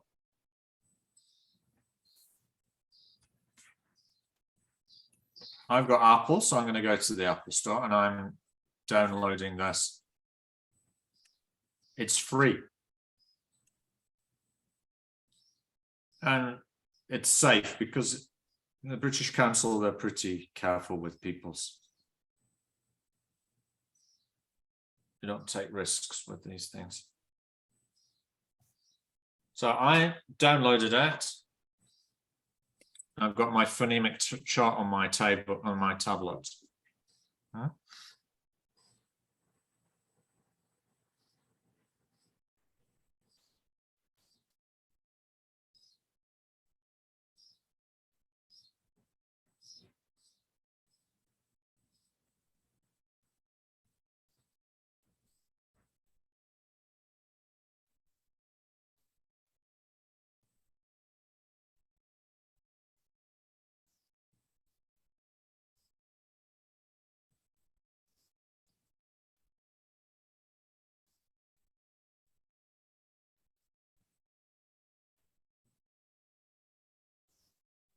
Do I need it on my laptop or can I just have it on my phone? I think it would be better on your phone. Okay, because I can only download it on the phone. That's okay. Because it's really designed for phones or tablets rather than laptops or computers. Elisa, what about you? Are you able to download it? I tried it in my computer, but I couldn't. I'm doing now my phone. Okay, what type of phone do you have? Is it an Android or is it Apple? It is an Android, and Okay. I think it's installing now. Okay. What about you, Pam? I'm already checking it. There it is. Oh, good. Yeah, so you've got it. Is that an Android phone? Yeah. Okay. When you press the phonemic symbols, do you get a sound? Yeah. Yeah. R. Good. Mhm. That's why I was muted because I'm using the app. Oh, that's cool.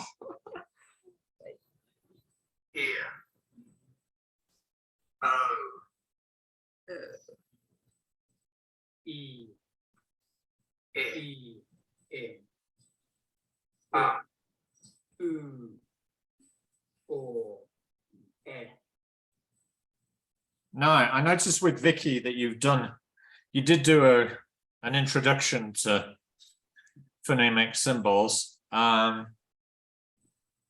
but possibly some of it, sometimes when people go over it quickly, it doesn't always go in. So what we're going to do after the break is a quick review. I've got an activity for you.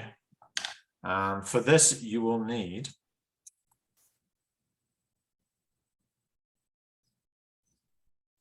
the handout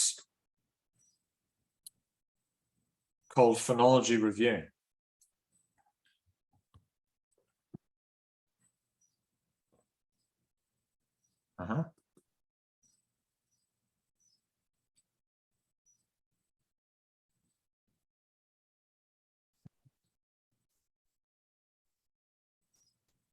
I'm going to give you a set of symbols each.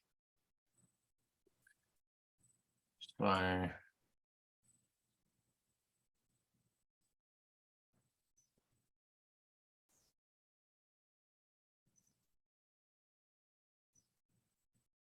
Elisa, I'm going to send you a Jamboard with some symbols on it. Okay. And Karina, I'm going to give you a, sorry, I should have sent it to you privately. But it doesn't matter if you look at it, the rest of you. Lisa, there you go.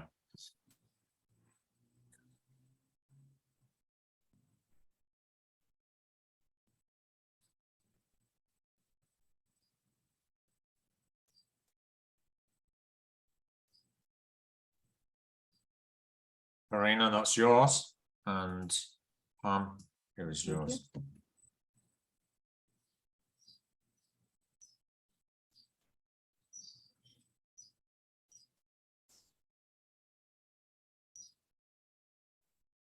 Okay, so clicking on. You've got a bunch of symbols. And you've got to match them to the underlined letters. So looking at this is Elisa's. Yeah, good job. So the and sound is the NG in sing. And how can you check? Well, you go back to your chart and you go like that. Teacher Vicky, give us the example long for this symbol. That would also be the, yeah. That also would be the.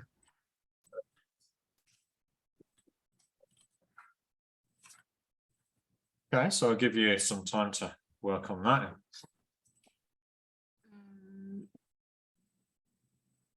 So we just put the sound with the word. Yeah, Um,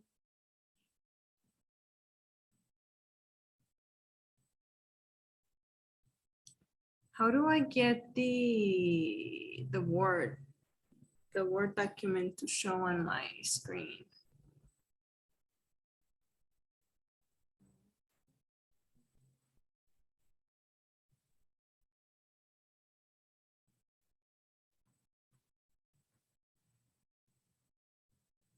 what the handout I sent you? Yeah, with the handout you send me, I only see the stickies. Is that right? Well, you can use the handout that I've given you And as a permanent record, okay? But what we're doing in the classroom now Mhm. is something more interactive, okay, to give you some practice. So you've got this is what you can see, Karina, right? Let me see. This is what you can see, Karina, right? Okay.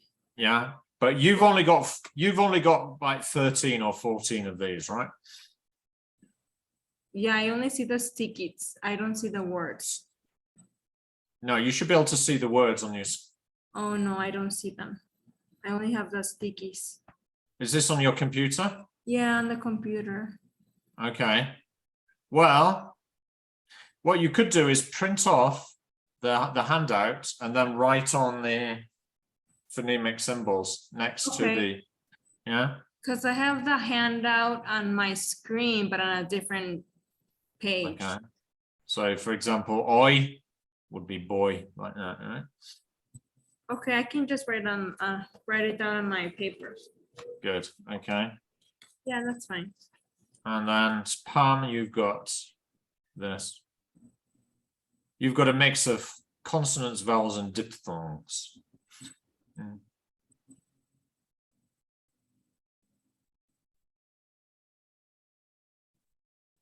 Can I use 2 sticks for a word? Sorry, Elisa. Can I use 2 sticks for 1 word? No. Which one? No, Pen. they're all different. Okay, thank you.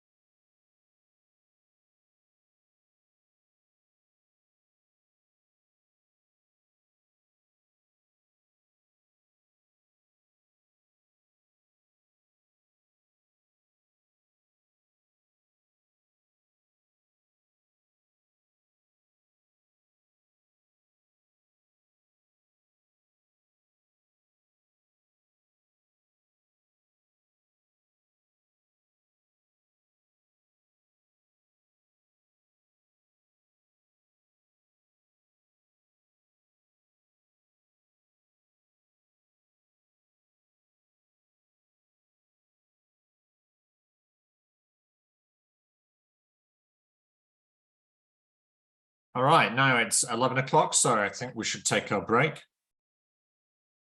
When we come back, we'll check our answers. If you wish, you could continue during the break, if you're extra keen. So see you back at 11:20. Get some Okay. refreshments, yeah? Mhm. Thank you. Okay, thank you. Thank you.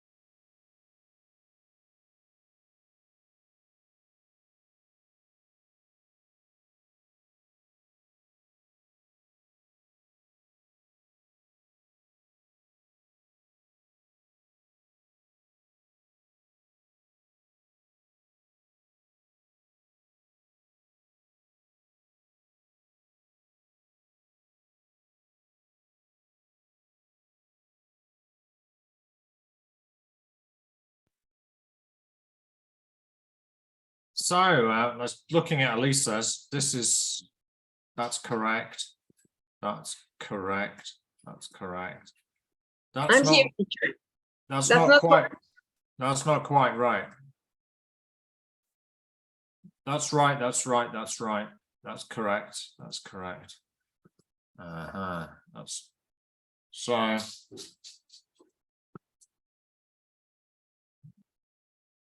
Think it's that one. Yeah.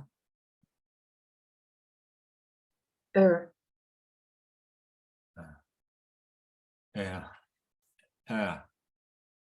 Looking at the audio.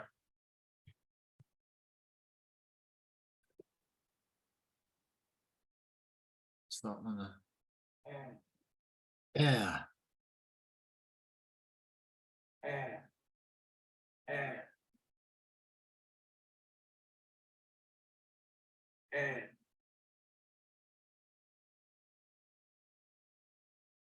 So that bit.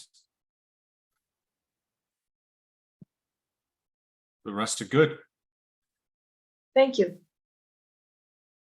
Can I see the screen again? I want to check the screen, please.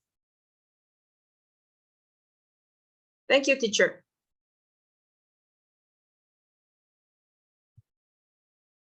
All right, on to Karina's. Should we help you do this? So what about the E sound? What's this, Karina?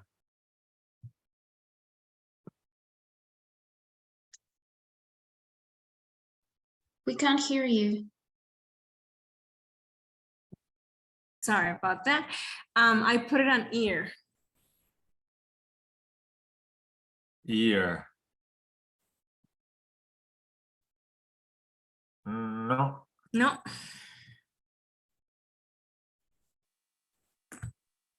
Any guesses?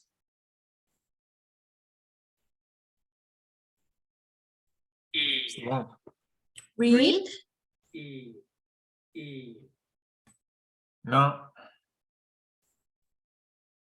E.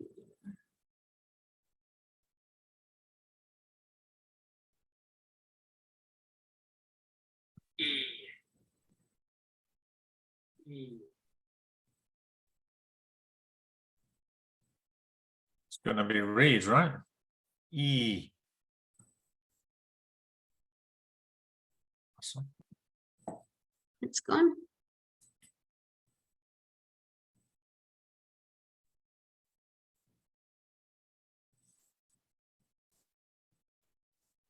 There we go. Read. And boy, is that one.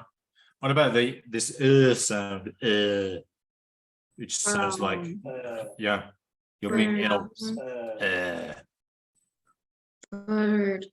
Bird, correct, yes. And the K? I put it on car.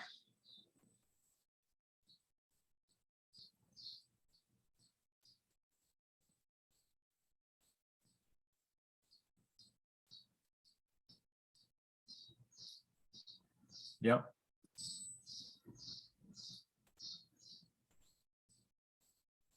Sure.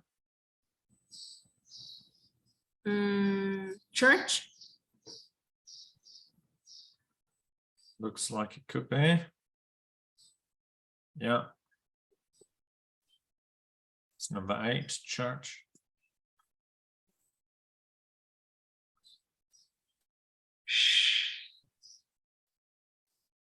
This consonant sound. That I put live. The. Oh, it's not. Live, no. The.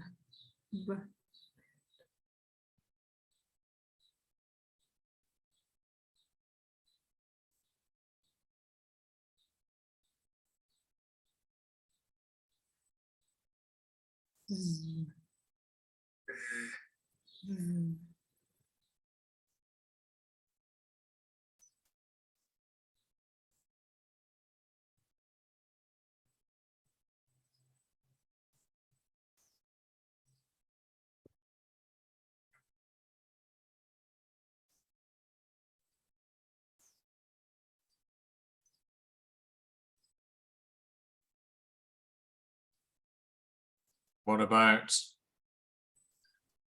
It's usually represented by th. Okay, but is it the, or could it be a different one? Or could it be think? Think. Is it think or the? Think. Yeah, but listen to the sound. It's a strong.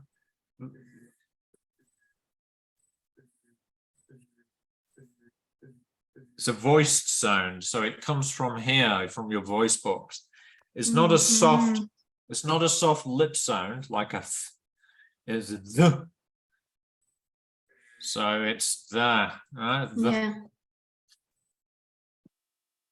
Oh, the. Okay. What about b? It's easy. That. Oh. Put.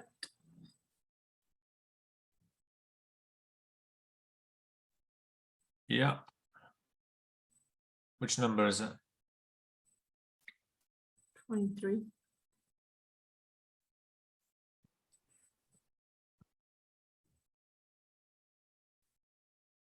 Yeah.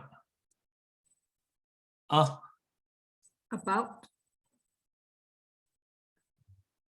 Number. 14. No.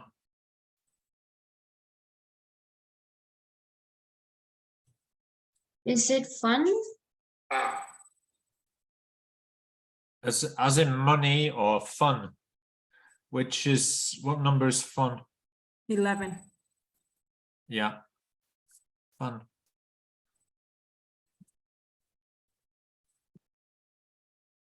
And then That one, I was confused on that one. I was thinking 44, maybe.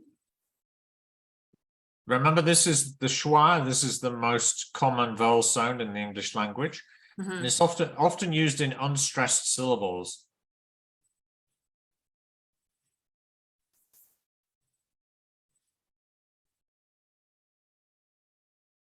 I'm going to give it to you. It's about.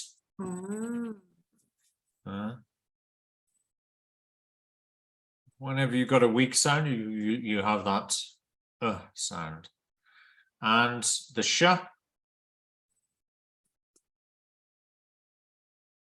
Measure. Shoo. Shoot. Easy enough. Shoot. All right, so on to Pam. So you've got the j for joke is correct. A for play. Measure, yeah, that's correct. About, yeah. Man, ow, correct. Pot, z for zoo.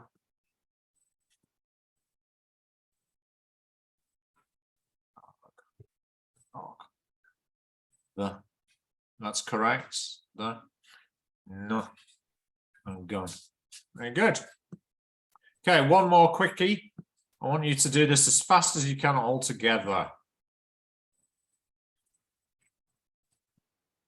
Please into the chat.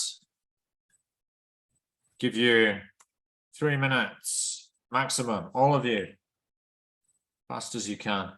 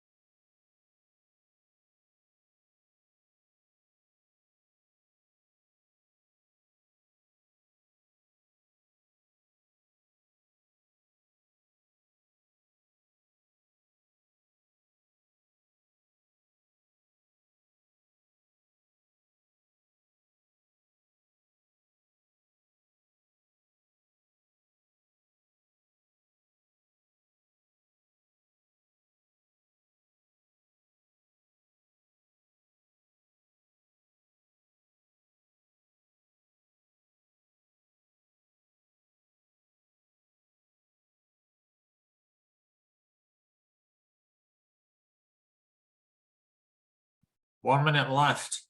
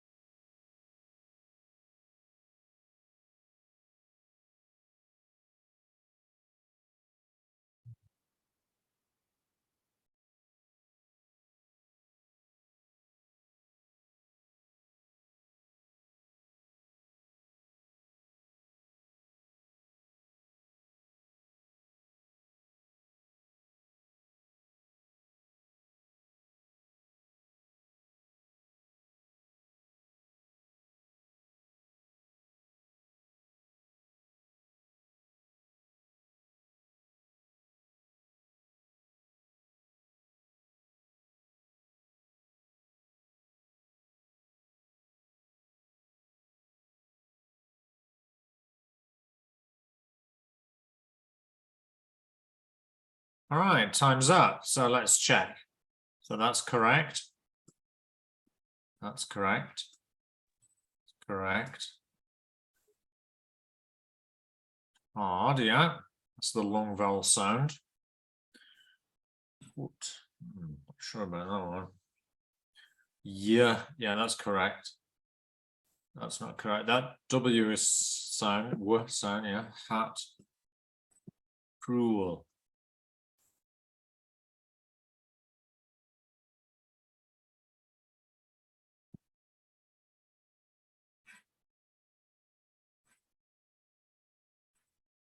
Ooh, ooh.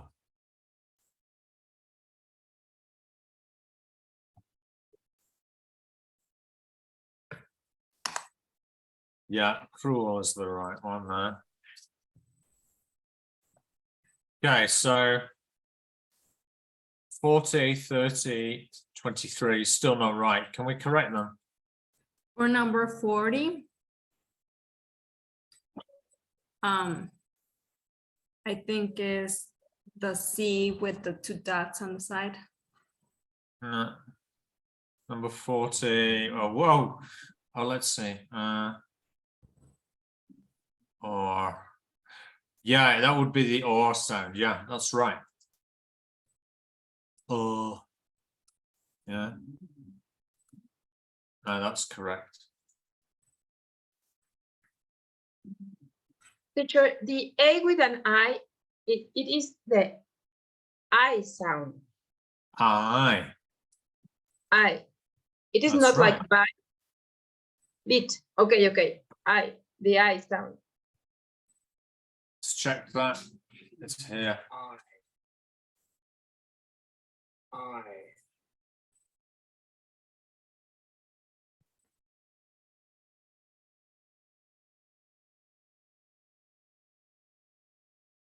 I think So that the would. R is for right, 32.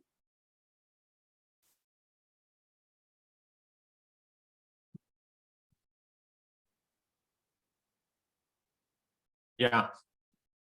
That's right. The oo would be as in who, right? Yeah. And the I is actually, this is a mistake in the activity by the looks of it. Should be, the I in life should be underlined, and that is the I sound. Sorry. So the L and the I should be underlined. It should be the I that's underlined in. Oh, I, okay. Yeah. So then There's a long, mistake in the activity. number 43 would be L. The I, yeah. That's right, yeah. Vale. Okay, good job. Okay, now we're going to finish then with the phonology session with a little task from the exam.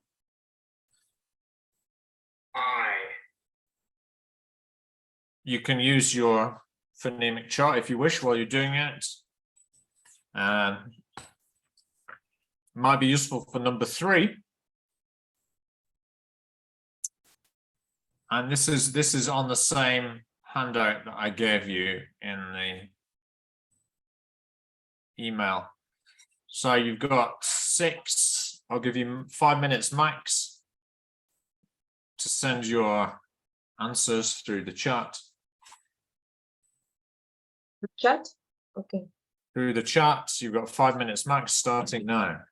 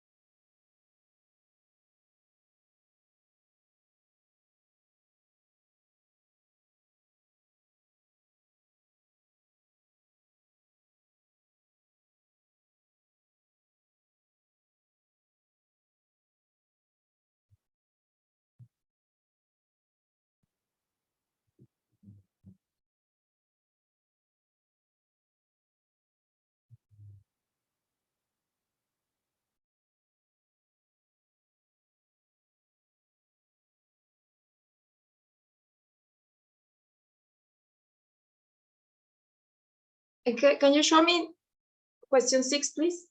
Thank you.